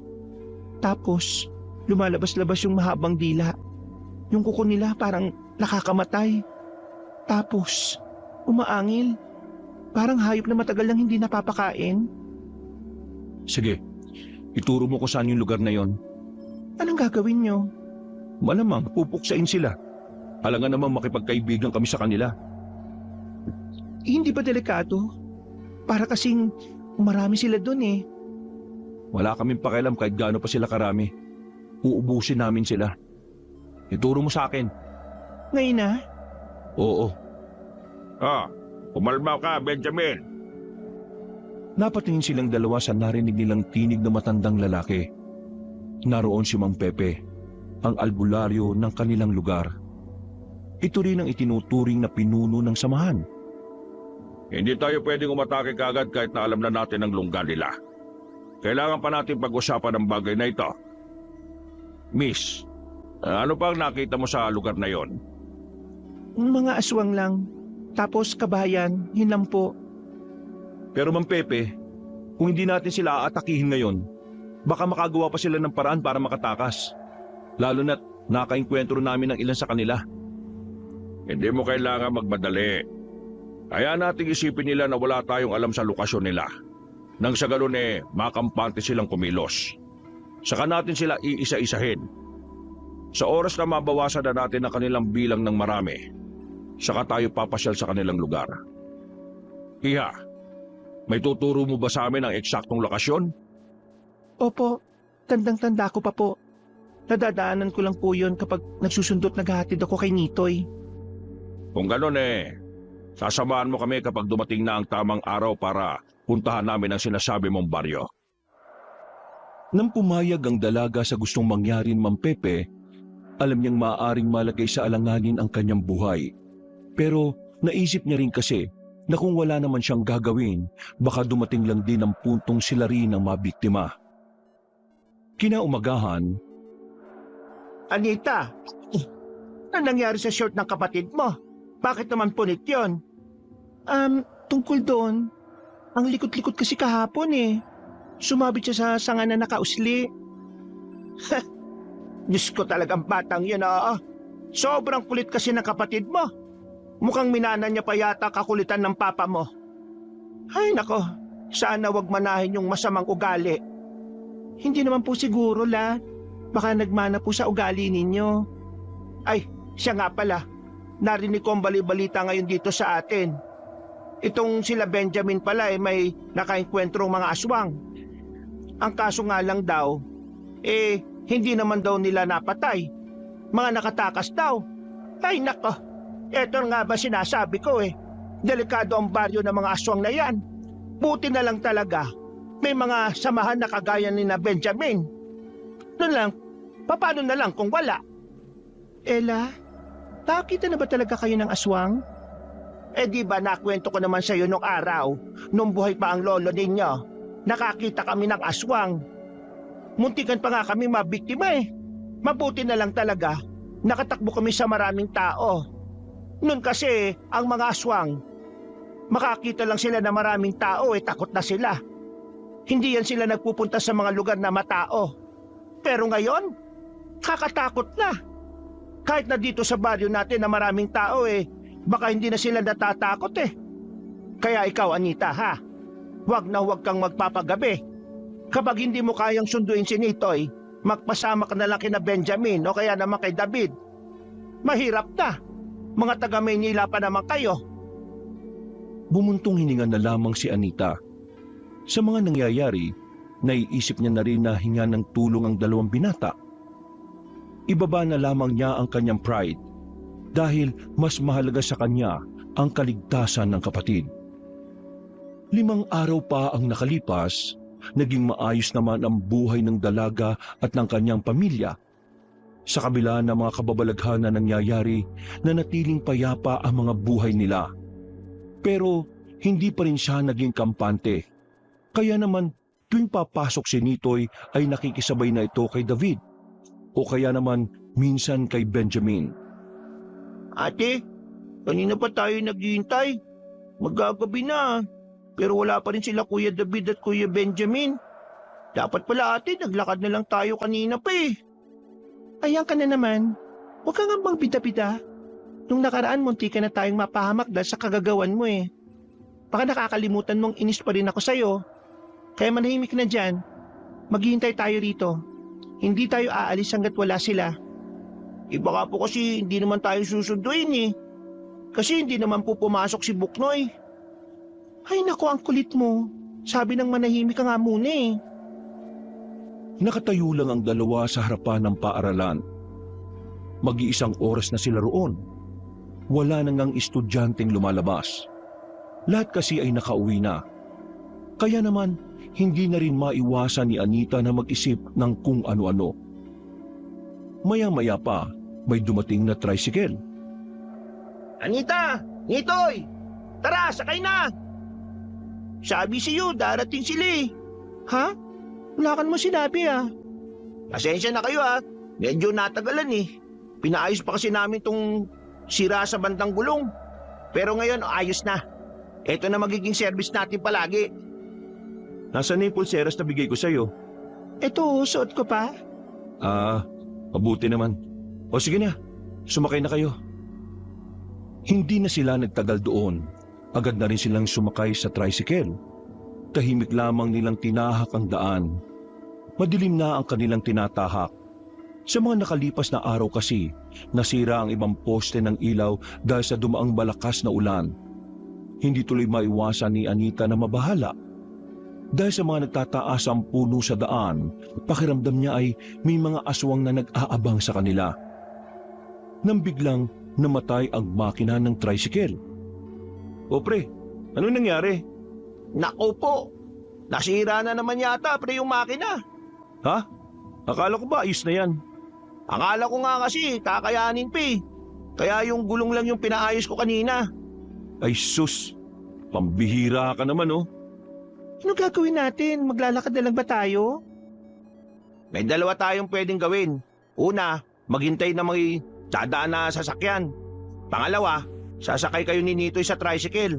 Tapos, itutulok namin ni Benjamin hanggang sa makarating tayo sa atin. Ha? Seryoso ka ba? Ang layo pa natin no? Sige nga, anong magandang paraan? Hindi tayo pwedeng maglakad pre. Hiniram ko lang to sa tiyuhin ko. Alam nga namang iwan natin tong tricycle na to dito. Si Nitoy na lang ang sasakay. Tutulong na lang ako sa pagtutulak. Uy, di pwede no? Babae ka eh. Baka hindi mo kayanin. Ganyan ba kahinat, kababa ang tingin nyo sa aming mga babae? Eh, hindi naman sa ganun. Inaalala ko lang yung katawan mo. Baka kasi mabigla ka at magkasakit ka. Kaya ko naman eh. Hindi naman ako lampa. At saka, nakakaya kung pati ako eh nasa loob. O sige na, pagbigyan mo na siya. Gusto niya yan eh. Tatlo silang nagtulak ng tricycle. Kayang-kaya naman nilang itulak ng mabilis dahil hindi naman yon gaya ng kotse na sobrang bigat. Pero habang ginagawa nila yon, isang panganib pala ang nakaamba sa kanila. Bigla na lamang kasing may lumitaw na lalaki sa gitna ng daan. Matangkad na lalaki. May kalakihan ng katawan nito. Nang matutukan ng ilaw ang tricycle noon, nakilala ito ni Anita. Ikaw nga yun. Anong ginagawa mo? Bakit mo kami hinaharangan? Ikaw ang anong ginagawa mo? Bakit mo kasama mga yan? Hoy, magkakilala ba kayong dalawa? Hindi ko siya kilala. Pero minsan niya na akong pinagtanungan kung nasa nakatira yung albularyo ng baryo natin. Aswang ka! Akala ko hindi niyo malalaman kagad eh. Totoo nga sinabi ng mga kasamaan ko. May angking husay din kayo. Meron pa silang hindi nasabi sa'yo. Hindi nila binanggit na pwede kang mamatay kapag nakaharap mo kami. Anita, hawakan mo ang kapatid mo ah. Matakip na lang din ang mga mata. Papapalabang kami ngayon. Agad na kinuha ni Anita ang kanyang kapatid. Ramdam niya ang takot ng bata. Nanginginig yon sa takot. Kahit siya, hindi niya rin mapigilan na mabilis na pagtibok ng kanyang puso. Sa tingin niyo ba, haharap ako sa inyo na mag-isa kung hindi ko kayo kaya? Abay malay namin kung bida-bida ka lang. Kunwari malakas pero papogi lang. Hindi ba pre? Yoko na maraming shot-shot. Tapusin kagad natin to. Malaking sagabal kayo sa mga plano namin eh. Eh di simulan mo. Dinukot na ni Benjamin ang kanyang itak. Ganon din si David. Hindi nagtagal, agad na umatake ang lalaking aswang. Nagmamadaling lumapit yon sa kanila. Sinalubong naman ito ni Benjamin. Pagkagupit nito ng itak, nakailag ang lalaki. Marunong din ito makipaglaban base sa kilos nito. Dalawa na kayo pero hindi niyo pa rin ako matamaan. Ha! Mga mahihinang nilalang. Masyado ka madaldal eh no? Nang si David naman ang lumapit, magkakasunod na hagupit ng itak ang ginawa nito. Dahil sa agresibong pag-atake ng binata, nagawa na nitong patamahaan ng aswang. Agad din namang rumisponde si Benjamin. Pagtaga nito, tinamaan nito ang kalaban nila. Sirit agad ang dugo sa braso ng aswang. O ano, malag? Hindi na kontento si David. Wala itong sinayang na pagkakataon. Inatake niya lang ng inatake. Ang hindi alam ng aswang ay sinasadya lamang ito ni David para magkaroon ng mas magandang pagkakataon si Benjamin. Maya-maya pa, nahiwa ni Benjamin ang aswang sa bewang. Dahilan para mapatigil ito at pansamantalang dumistansya. Gusto ko malaman ang pangalan mo. Para bago ka mamatay, mas madali kitang matatandaan na minsan may pinasilang akong mahina na kagaya mo. Dado pangalan ko. Dado ang pangalan ng aswang na papaslang sa'yo. Muling lumusob si Benjamin. Pero sa pagkakataong ito ay tila biglang lumakas ang kalaban nila. Bumilis din ang kilos nito kumpara sa mga naunang minuto. Tinamaan ng suntok si David. Natumba agad ito dahil sa lakas ng kamao ng kalaban nila. Mabuti na lamang, agad na nakaresponde si Benjamin. Hinataw nila ulit ng itak ang lalaki, pero hindi na yun tinamaan. Mabilis na nakaiwas ang aswang. Sa halip, isang malakas na suntok din ang pinatama nito sa tagiliran ni Benjamin. Nabitiwan ng binata ang itak. Dinakma siya sa ulo at saka binalibag na malakas. Tumama pa si Benjamin sa harapan ng tricycle. Sa puntong ito, nabahala na si Anita. Sa nakikita niya, tila mahihirapan ng manalo ang dalawang binata. Nag-isip na siya kung tatakbo na silang magkapatid, pero tila nabasa yata ng aswang ang binabalak niya. Tumingin yun sa kanya ng nakangisi. Kaya naman hindi na rin siya nakagalaw sa kanyang kinatatayuan. Ano? Tatakas ka? Ha! Kala mo makakatakas ka? Wala ka namang kayang gawin ngayon nakabulagta na tong dalawang to oh.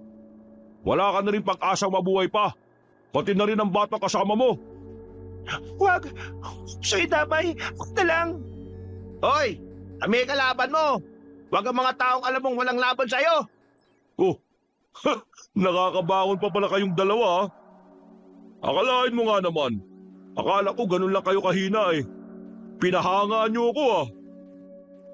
Muling pinagtuunan ng aswang ang dalawang binata.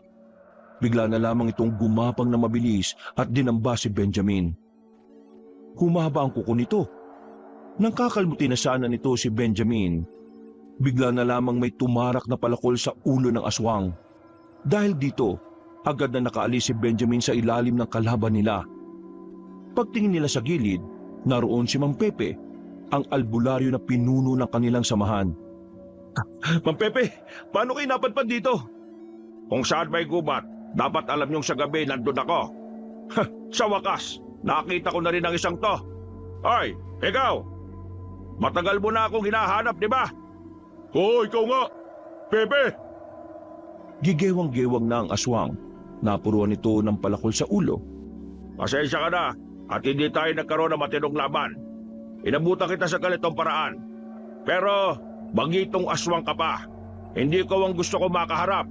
Nasaan ang amo mo? Hindi na sumagot ang aswang na si Dado. Tumawa na lang ito hanggang sa tuluyan na nga itong bumagsak at malagutan ng hininga. Napailing na lamang si Mang Pepe. Kayong dalawa naman, ang tagal nyo na sa sabahan, hindi nyo malang inayos tong laban. Kung kaninin nyo pa binira sa ulo yan, edi patay na yan. Masyado kasi siyang mabilis kanina. Pasensya na ho. Walang magagawa ang pasensya. Ang mahalaga, ligtas na kayo. Napatay natin ang kanang kamay ni Efren.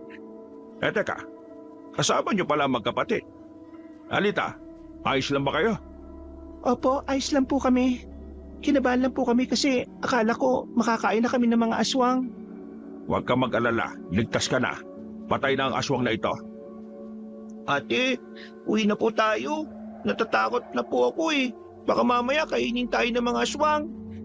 Nitoy, wala ka nang dapat nang ikatakot. Makakauwi na tayo ng ligtas. Ay sige na, sumakay na kayo. Sira ho yung tricycle na yan eh. Kailangang itulak. Napapailing na lamang ang matanda. Itinulak na lamang nila yon. Halos 2 oras silang nagtulak hanggang sa Matsyempohan nilang rumoronda ang mga pulis mula sa bayan. Hindi na sila noon hanggang sa makarating na sila sa baryo.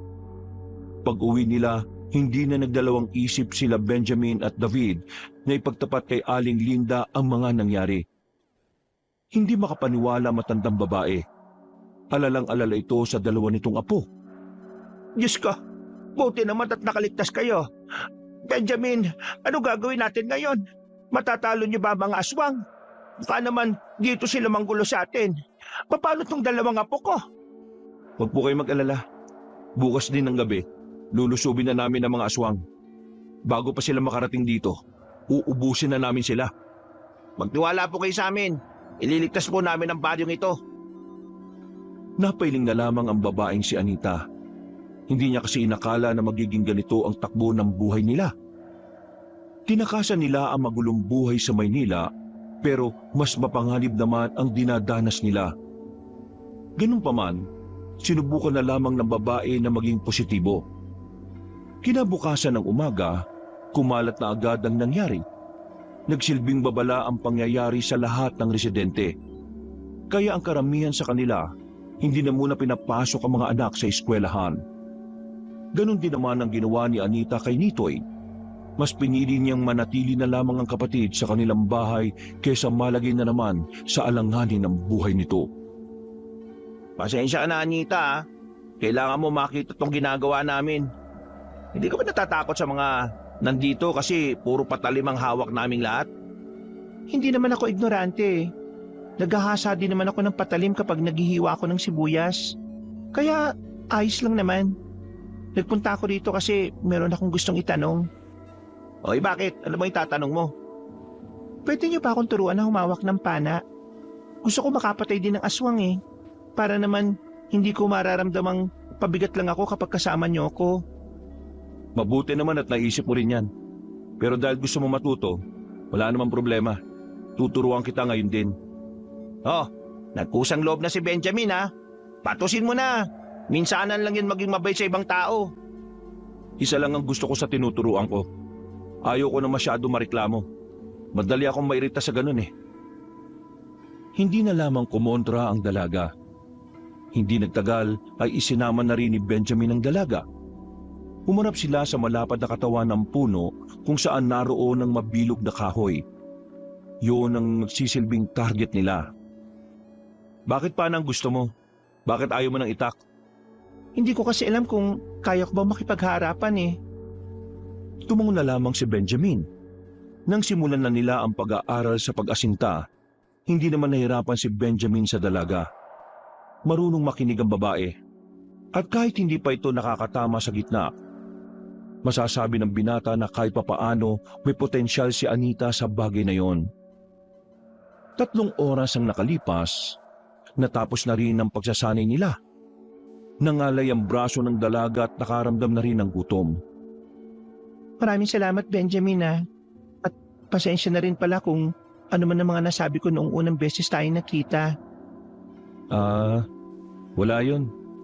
Aminado rin naman na mali yung mga sinabi ko. Hindi ko dapat sinisisi ang mga babae na babastos dahil lang maikli ang suot nila.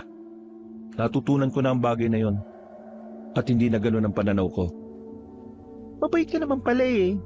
Siguro, bawas-bawasan mo na lang yung pagsimangot mo. Mas nakakabata kapag lagi ka nakangiti. Matapos yun, umuwi sila sa kanila para magpaalam sa lola niya. Halos mangyak-ngyak ang matandang babae nang malaman na kasama siya sa sasabak. Sinubukan siyang pigilan ng matanda, pero buo na ang kanyang loob. Sasama siya sa mga manunugis para sa ikatatahimik ng kanilang lugar. Paano kung may mangyaring masama sa iyo roon? La, magtiwala lang kayo sa akin. Nag-aral ako kanina kung paano humawak ng pana. Tinuruan ako ni Benjamin. Walang mangyayari masama sa akin hanggat kasama ko sila. Eh, hindi naman kasi natin alam kung anong mangyayari mamaya eh. Kayo na mismo nagsabi na baryo ng mga aswang ang pupuntahan ninyo. Ibig sabihin, marami ang mga naroon. Kakayanin niyo bang lahat yon? Diyos ko, bakit ba ito nangyayari sa atin? Hinawakan ng dalaga ang magkabilang pisngi ng kanyang lola. Ngumiti siya na malapad. Pinapakita niya na handang-handa siya sa mangyayari kahit na ang totoo ay natatakot din siya. La, pinapangako ko. Babalik ako dito. Kailangan ko lang talagang gawin ito para makatulong ako para sa baryo natin. Tumangutango na lamang ang matandang babae. Maya-maya pa'y dumating na rin sila Benjamin kasama ang iba pang miyembro ng samahan. Ipinaalam nila ang babae kay Aling Linda. Hindi nagtagal, sinimulan na rin nilang umalis. Makalipas lang ang kalahating oras, nakita na rin ni Anita ang daanan patungo sa sinasabi niyang baryo. Pinangunahan ni Mang Pepe ang paglalakad. Itinuro naman agad ng dalaga kung nasaan ang tamang daan. Maraan silang kumilos nang makita na nga nila ang baryo ng mga aswang. Wala pang nangyayari. Ramdam na ni Anita ang tensyon. Ihandaan niyo ang mga paanan ninyo. Unang atake natin ay mga palaso. Pag naubos, haharapin na natin sila. Kanya-kanyang hugot ng palaso ang mga manunugis. Sumabay na rin sa mga yon si Anita. Pinilit niyang ibanat ang lagayan ng palaso. Itinutok sa isang aswang na medyo malapit. Pagsenyas ni Mang Pepe, sa kanila binitiwan ng palaso. Tumama ang lahat ng palaso ng mga manunugis. Maliban na lamang kay Anita na hindi man lang umabot sa inaasinta niya. Pero hindi siya tumigil hanggat hindi siya nakakatama. Bumunot lang siya ng bumunot. Maya-maya pa, nakasapul na rin siya. Dahil dito, mas lalo siyang ginanahan. Tila tumaas ang kanyang moral. Pakiramdam niya ay isa na siyang ganap na gaya ni Benjamin at David na isang manunugis. Lapit na! Paano ako? Sasamahan kita. Ayi! Nung ayi, sira ulo. Nagsimula ng tumungo ang mga manunugis sa loob ng baryo. Kagaya ng kanilang inaasahan, hindi na mabilang kung ilang aswang ang naroroon.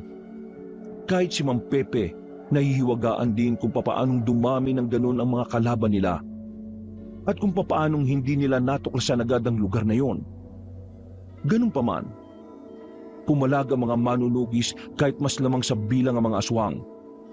Wala silang ipinakitang takot. Kampante sila na kakayanin nila ang mga yon dahil na rin sa kanilang pambihirang kahusayan. Samantala, nakatago lang sa gilid si Anita at Benjamin habang pasimpleng pinapana ang mga aswang. Mag-iingat ka, baka matamaan mo yung mga kakampi natin. Kaya nga ako nahihirapan kasi labo-labo na eh.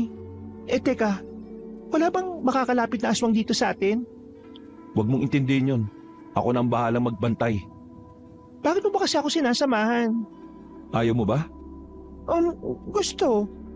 Eh, hindi ko kaya mag-isa eh. Iyon naman pala eh. Dami mo pang dinadaldal. Sa pagpapatuloy ng labanan, ay dihado na ang mga aswang. Wala pang nababawas sa hanay ng mga manunugis. Samantalang sa mga aswang ay halos nangangalahati na. Isa sa naging kalamangan nila ay ang mga pangkaraniwang aswang lang ang naroroon. Lipat tayo ng pwesto. Ha? Anong ha? Bingi ka ba? Lipat tayo ng pwesto. Nagmamadaling tumayo ang babae. Tumakbo sila papunta sa kabilang gilid ng baryo. Kakaunti na lang ang palaso ni Anita. Pero dadalawang aswang pa lang ang natatamaan niya. Ang ibang palaso ay kung saan-saan pa napupunta. Gamitin mo yung tinuro ko sa iyo kanina. Pambira ka naman oh. Eh, ang sakit na ng braso ko eh. Hindi ka pwedeng sumabak sa ganito kung mas marami ka pang reklamo kaysa napatay na aswang. Ang ingay mo kasi eh. Manahimik ka para makafocus ako. Nanahimik na ang binata ng mga sandaling yon. Itinuon na lamang din ng dalaga ang kanyang atensyon sa mga aswang. Pero kalaunan, naubusan na rin siya ng palaso. Sa kasamaang palad, wala na siyang tinamaan. Mabuti na lamang ay nakakalamang na sa laban ng mga kasama niya. Ano nang gagawin ko? Wala na akong palaso. Eh di umuwi ka na. Ha? Wala ka nang gagawin dito eh. Umuwi ka na. Ihatid na kita. Tara na. Seryoso ka ba? Oo, mapapahama ka lang dito. Kapag nakita ka pa ng mga aswang eh, baka ikaw pa unahin nila. Tara na. Kaya na nila yung mga yan. Hinawakan na siya ni Benjamin sa kamay at hinila na siya paalis sa lugar. Pero hindi pa man sila nakakalayo, bigla na lang may humarang sa kanila. Nanlaki ang mga mata ni Benjamin. Kahit yun ang unang pagkakataon na nakaharap niya ang matandang aswang, malakas ang kutob niya na yun ang pinuno ng baryo ng mga aswang. Mukhang mauwi na yata kayo, iho, ha? Sino ka? Aswang ka rin, no? Bakit bang hilig niyong humarang sa daan? Anita, huwag ka magsalita. Yan ang pinuno ng mga aswang. Pinuno? Kusang nagtindigan ng balahibo ng dalaga na mapagtanto yun. Nagtago siya kaagad sa likuran ni Benji. Nanlalamig ang kanyang palad dahil sa takot. Tuwang-tuwa siguro ang mga kasamaan mo dahil pinagpapapaslang lang nila mga walang kwentang kalahi ko. Pero alam mo ba kung anong kakaiba sa nangyayari ngayon? May gagamitin ako para bumagsak ang mga manunugis. Anong binabalak mo? Gusto mo malaman? Nabigla na lamang si Benji nang biglang tumalon ng mataas si Mang Efren. Napunta ito sa likuran nila. Walang kahirap-hirap na hinablot ang babaeng si Anita. Pagkatapos, sinipa nito ng malakas si Benjamin. Tumilapon ang lalaki. Si Anita naman ay sinuntok na matanda sa sikmura na agad din namang nawala ng malay. Ito ang plano ko. Ang papiliin kayo sa tatlo. Susubukan pa sana habulin ni Benjamin si Mang Efren, pero inilabas na nito ang malapad na pakpak at agad na umalis. Dala-dala ang babaeng si Anita na walang kaalam-alam sa mga nangyayari. Nagising na lamang siya nang marinig na niya ang tinig ng kanyang lola at ang kanyang kapatid. Pagtingin niya sa gilid, nakita niyang nakagapos ang bata at matandang babae sa haligi. Nitoy, Lola? Sino? Bakit kayo nakagapos? Ikaw rin, ti. Ano nangyari? Nakagapos ka rin. Anong mangyayari sa atin? Pinagsama-sama ko na kayong tatlo sa mismong bahay ninyo. Huwag kayong mag-alala. Maya-maya lang, may darating na rin dito para iligtas kayo. Ang kaso nga lang, kailangan nilang mamili sa inyong tatlo kung sino lang ang pwedeng iligtas. O pwede rin namang buhay ninyo kapalit ng buhay nila. Kung ano rito? Wala kami kinalaman sa alitan ninyo.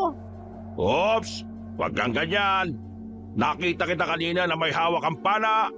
Dalawa nga lang ang tinamaan mo. Tapos, naubos na yung palaso mo nang wala kang napala. Kung sino ka man, nagmamakawa ko sa inyo na huwag nyo na kaming idamay pa. Mga simpleng tao lang naman kami. Ang kaso, hindi ako magdedesisyon kung pakakawalan ko kayo o hindi. Hintayin na lang natin sila. Mamaya naman siguro narito na rin sila. Magsisimula na rin ang magandang palabas. Gagawin niyo sa baryong to. Bakit gustong-gusto niyong sakupin? Oh, akala ko ba wala kayong kinalaman? Bakit mo alam ang bagay na yan? Ikaw masyado ka maraming nalalaman Oras na yata para tumikom ang bibig mo habang buhay. Hindi ko alam kung anong pinagmulan ng mga pinaglalaban niyo. Pero hindi tama na idamay niyo ang mga taong walang kaalam-alam. Kung may problema kayo, Wala kang karapatang magsalita. Dahil ang alam mo lang ay ang mga kwentong naririnig mo. Sasabihin ko sa iyo, ang baryong ito ay dating baryo ng mga aswang. Inagaw lang sa amin ito ng mga sinaunang albularyo at manunugis. Ngayon, wala na sila rito. Babawin ko na kung ano man ang totoong sa amin. masama ka, bad ka, hindi ka mapapatawad ni Lord. Hoy, bata, huwag ka maingay ha. Kasi alam mo, nangangain ako ng batang maingay. Bigla na lamang nagbagong anyo na matandang aswang. Lalong naiyak ang batang si Nitoy. Nanginginig na ito sa takot. Naihina rin ito sa salawal. Nakikiusap ako, huwag mo nang takutin ang apo ko. Wala siyang kinalaman dito. Bata lang siya.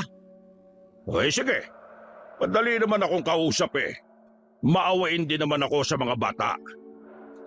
Muling ibinalik ni Mang Efren ang itsura niya sa dati. Tawa ito ng tawa. Para nitong mamamatay sa kakahagalpak.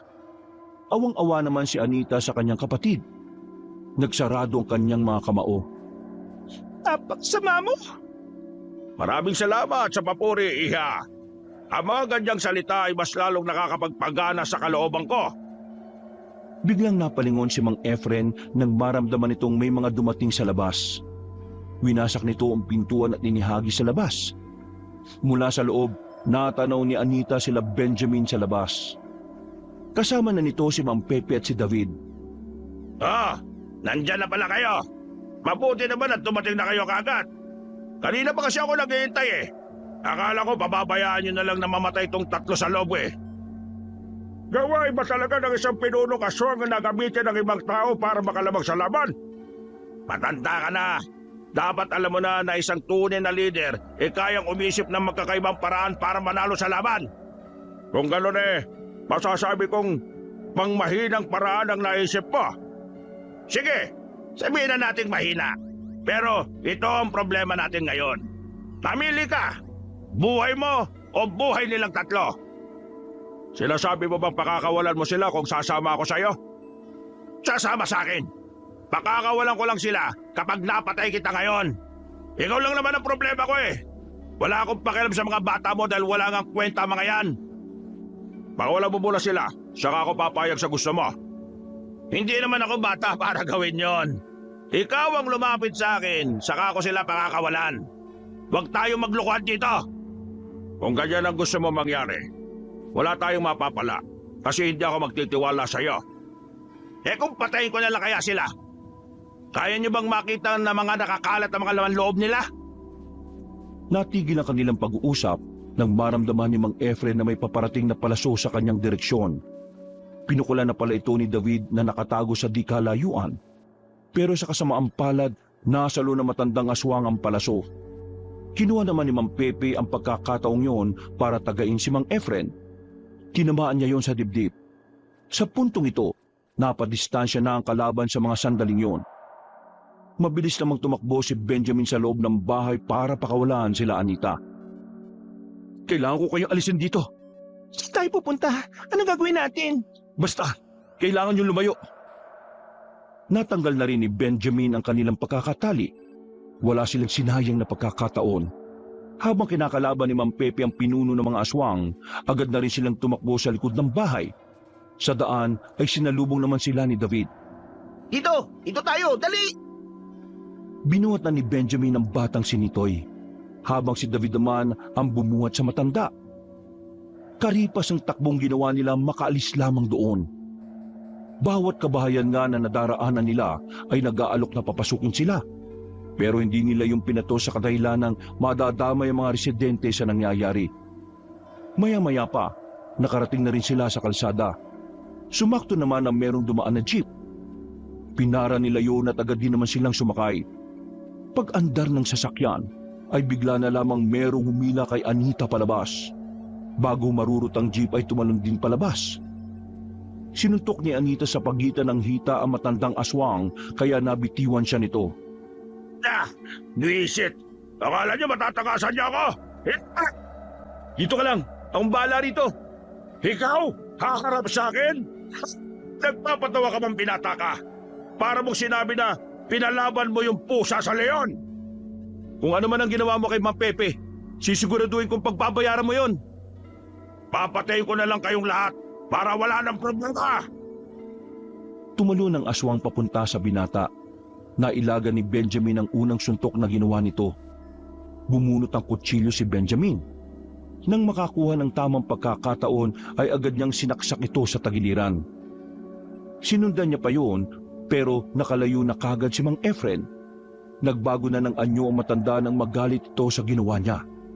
Walang ano-ano, mabilis na nakalapit ang aswang sa binata. Kinalmot nito si Benjamin. Hindi pa yun nakontento, kinagat pa nito ang hita ni Benjamin.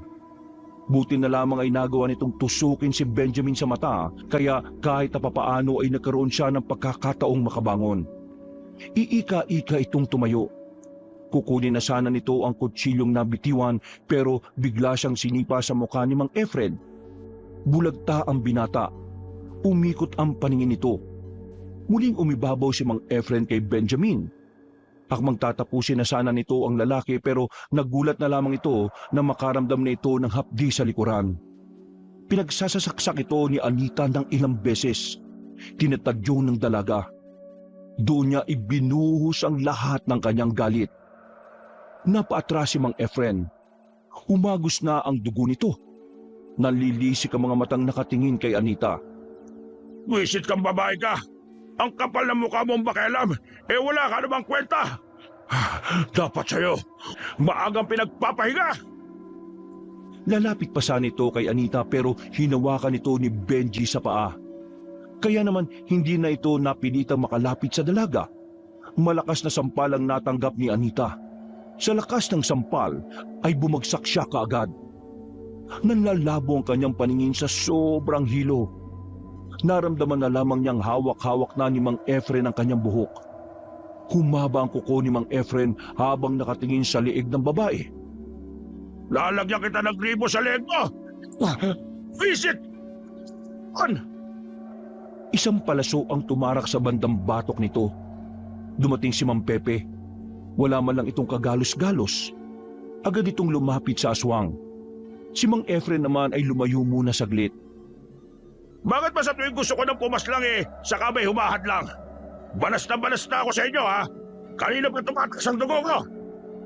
Akala ko ba malakas ka? Bakit mas sinabol mo pang mahihina kaysa harapin ako? Nakakatamad kang kalaban Mas marami pa tayong pinag-uusapan kaysa magpatayan. Kung patayan ang gusto mo, pwede naman natin ituloy ngayon. Binunot na ng matandang albularyo ang mahaba nitong itak na kinakalawang na ang patalim. Pumorma na si Mang Pepe. Napangiti na lamang si Benjamin nang makita yon. Alam kasi ng binata na kapag gano'n na ang tindig ni Mang Pepe, seryosong-seryoso na ito sa laban. Si Anita naman, bagamat malinaw na ulit ang kanyang paningin, hindi pa rin siya makatayo. Nakikita niya ang mga nangyayari pero wala siyang magawa. Parang panandali ang nakomatose ang kanyang katawan. Benjamin, Anita, igaganti ko kayo sa siraulong ito. Manood na lamang kayo at magpahinga. Tingnan natin kung tumagal ka sa akin. Babalasahin kita, makikita mo! Parang mabangis na hayop na lumusob si Mang Efren. Ang mahaba nitong kuko ang nagsisilbi nitong sandata. Pero madali lang yung nasasalag ni Mang Pepe gamit ang itak nito. Kalaunan, tinamaan si Mang Pepe sa balikat. Pero hindi yun naging dahilan para mapabagal ang kanyang galaw. Tila walang nangyari. Normal pa rin ang kilos. At ang bawat wasiwas nito ng itak ay nagdudulot pa rin ng pagkabahala kay Mang Efren. Nagkaroon na ng pagtataka ang aswang. Hindi nito malaman kung papaanong tumatagal ang matandang gaya ni Pepe. Si Mang Pepe naman, ilag lang ng ilag. Binabasa nito ang bawat kilos ng kalaban. Mga ilang sandali lang, nakakuha na ito ng tamang pagkakataon. Isang malakas na hataw ng itak ang ginawa nito sa tagiliran ni Mang Efren. At dahil dito, tila natigilan ng aswang.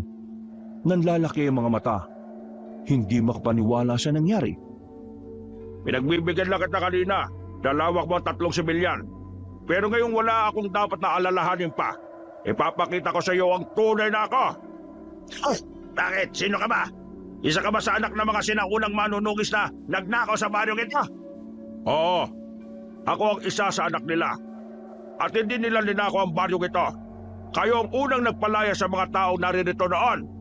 Binawi lang ng mga ninununapin ng lupain ito. Kasinungalingan! Magmamayari ng mga aswang ang baryong ito. Hindi ko sa inyo. Wala na akong pakialam kung anong gusto mong paniwalaan. Ang malaga na lang sa akin ay narito ako para pigilan ka sa mga pinaplano mo. Bigla na lamang lumundag ang matandang aswang papunta sa kinahihigaan ni Anita. Sa puntong ito, nagkaroon na naman ng kahinaan si Mang Pepe. Masyado itong nalibag sa pakikipag-usap. Hindi na nito namalayan na ang distansya lang pala ng dalaga sa aswang ay malapit lang. O ano? Hindi ka yata makapagsalita. Bakit? Takot ka bang mapahamak siya? Duwag! Isa ka malaking duwag! Manahimik ka dyan! Wala kang ibang gagawin dito kundi ang maging kapalit ng buhay niya. Ngayon, albularyo, mamili ka ulit. Ikaw o ang buhay nitong babae na ito. Mang Pepe, hayaan mo ako. Piliin mo ang sarili mo. Tuso talaga mga aswang kahit na kailan. Pero para sabihin ko sa iyo, hindi mo ako mapapaslang kahit gamitin mo pa sa akin ang babaeng yan. Ha! Sinasabi mo bang mas pipiliin mo ang sarili mo kaysa sa kanya? Mismo! Anong klaseng pinuno ka? Siya na rin naman ang nagsabi, di sige. Sige! Akala mo hindi ko itutuloy? Manood ka! Nang dadakmay na ni Mang Efren ang dalaga sa leeg, ay bigla na lamang itong nakaramdam ng sakit ng ulo. Nabitiwan niya ulit ang babae. Napahawak pa matandang aswang sa ulo niya na sobrang sakit. Anong nangyari sa akin? Hindi ko suot ang pulseras kanina kaya mo kong hawakan. Pero ngayon, pasensya ka na lang. Kung kanino mo pa sana sinuot yan, di sana. Hindi ka nabitbit. Pasensya na. Akala ko kasi kasama kita sa lahat ng oras kanina eh. Kaya naging kampante ako na hindi suotin to. Katangahan yan. Pambira ka naman, oh. Natuon ang atensyon nila kay Mang Efren. Hilong-hilo pa rin yun dahil sa pulseras na proteksyon ni Anita. Hindi na nagsayang ng oras si Mang Pepe. Mabilis itong tumakbo palapit at saka itinarak na ang itak sa tiyan ng aswang. Pero nagawa pang makapalag ni Mang Efren. Hinawakan nito si Mang Pepe sa balikat. Pinisil nito ng madiin ang parting yon. At sa puntong ito, nakaramdam na rin ng sakit ang albularyo. Hindi ako papayag na ako lang ang mamamatay. Isasama kita sa Managinip ka ng gising. Mauna ka na ron. Sa langit ang destinasyon ka. Buong puwersang mas ibinao ni Mang Pepe ang itak. Paghugot niya, tumagas ang dugo mula roon. At kahit natakpan nito ng malapad itong palad ang tama nito, malakas pa rin bumubulwak ang pulang likido. Totoo ba ito? Totoo bang natalo mo ako? Anong nangyari? Hindi ka pa nananaginip. Lahat ng nararamdaman mo ngayon ay totoo. At lahat ng yan ay dahil sa kasamaan mo. Hindi ako papayag na hindi makabawi sa baryong ito. Kalaban ako hanggang sa... Natapa na ang matandang aswang. Sinusubukan itong makabangon pero kapag naitutukod na nito ang isang tuhod ay muli itong bumabagsak. Maya-maya lang din ay nalagutan na rin ng hininga ang pinuno ng mga aswang. Benjamin, Anita, natalo na natin siya. Magaling ang ginawa niyong katapangan, lalong-lalo ka na, Anita. Masyado mo kong pinahaga ngayon. Mang Pepe, yung katawan ko, bakit hindi ko maigalaw? Huwag ka mag-alala, akong bahala sa'yo. May babalik ko rin ang lakas mo. Benjamin, kaya mo pa bang tumayo? Oho, ako nang bahala kay Anita. Ako na hong bubuhat. Pabalik na mga kasamahan natin. Pagbalik nila, ideklara na natin ang pagkapanalo natin mga manunugis. At susunugin natin ang lahat ng mga bangkay ng mga aswang. Matapos ang laban na yon, agad na dinala si Anita sa bahay ni Mang Pepe. Mayroong mga pinainom sa kanyang halamang gamot. Mga likidong nagbabalik umano ng mga enerhiyang nawala o mga lakas ng ugat na naapektuhan dahil sa pagkakaalog ng ulo. Umaga na nang maging maayos ang pakiramdam ng dalaga. Nakabalik na rin ang kanyang lola at kapatid. Anong nangyari? Ayos ka na ba? Ayos lang ako. Nasaan si Nitoy? Bakit hindi niyo kasama? Naroon, kasama ni David. Pinakain ko na muna kasi gutom na raw siya eh. Mahusay po ba ako? Diyos ko naman, oo naman. Muntik-muntikan ka na nga mamatay eh. Mabuti naman at nagkamalay ka na pala. Naigagalaw mo naman ang maayos sa katawan mo. Opo, maraming salamat po sa inyo. Salamat naman sa Diyos kung gano'n. Magaling ang ginawa mo, Anita. Hindi ka naman manunugis pero pinakita mong kaya mo rin protektahan ang pamilya mo at ang ibang tao. Napangiti na lamang na malapad ang babae. Tinulungan na lamang siya makabangon ni Benjamin at saka sabay na rin silang lumabas para mag-agahan. Sa mga sumunod na araw, unti-unti na rin naging maayos ang kanyang pakiramdam. Hindi na niya nararamdaman ang hilo. Kinakaya na rin niyang pumasok sa ekstrang trabaho. Matapos ang madugong labanan sa pagitan ng mga manunugis at aswang, naging panatag na rin ang kalooban ng mga tao. Mas naging maayos na rin ang pagtulog ng lahat. Wala nang pagkabahala sa gabi. Nadadaanan na rin ang karaniwang daanan ng mga batang pumapasok sa eskwelahan. Sa kabila ng mga nangyari, mas pinili pa rin ni Anita na mamuhay bilang simpleng babae. Mas gusto niya ng buhay na payapa at ang tanging iniisip lamang ay ang kanyang pamilya. Ganun pa man, naging parte na rin ng buhay niya sila Benjamin. Mas lumalim ang kanilang samahan at pamilya na rin ang naging turingan.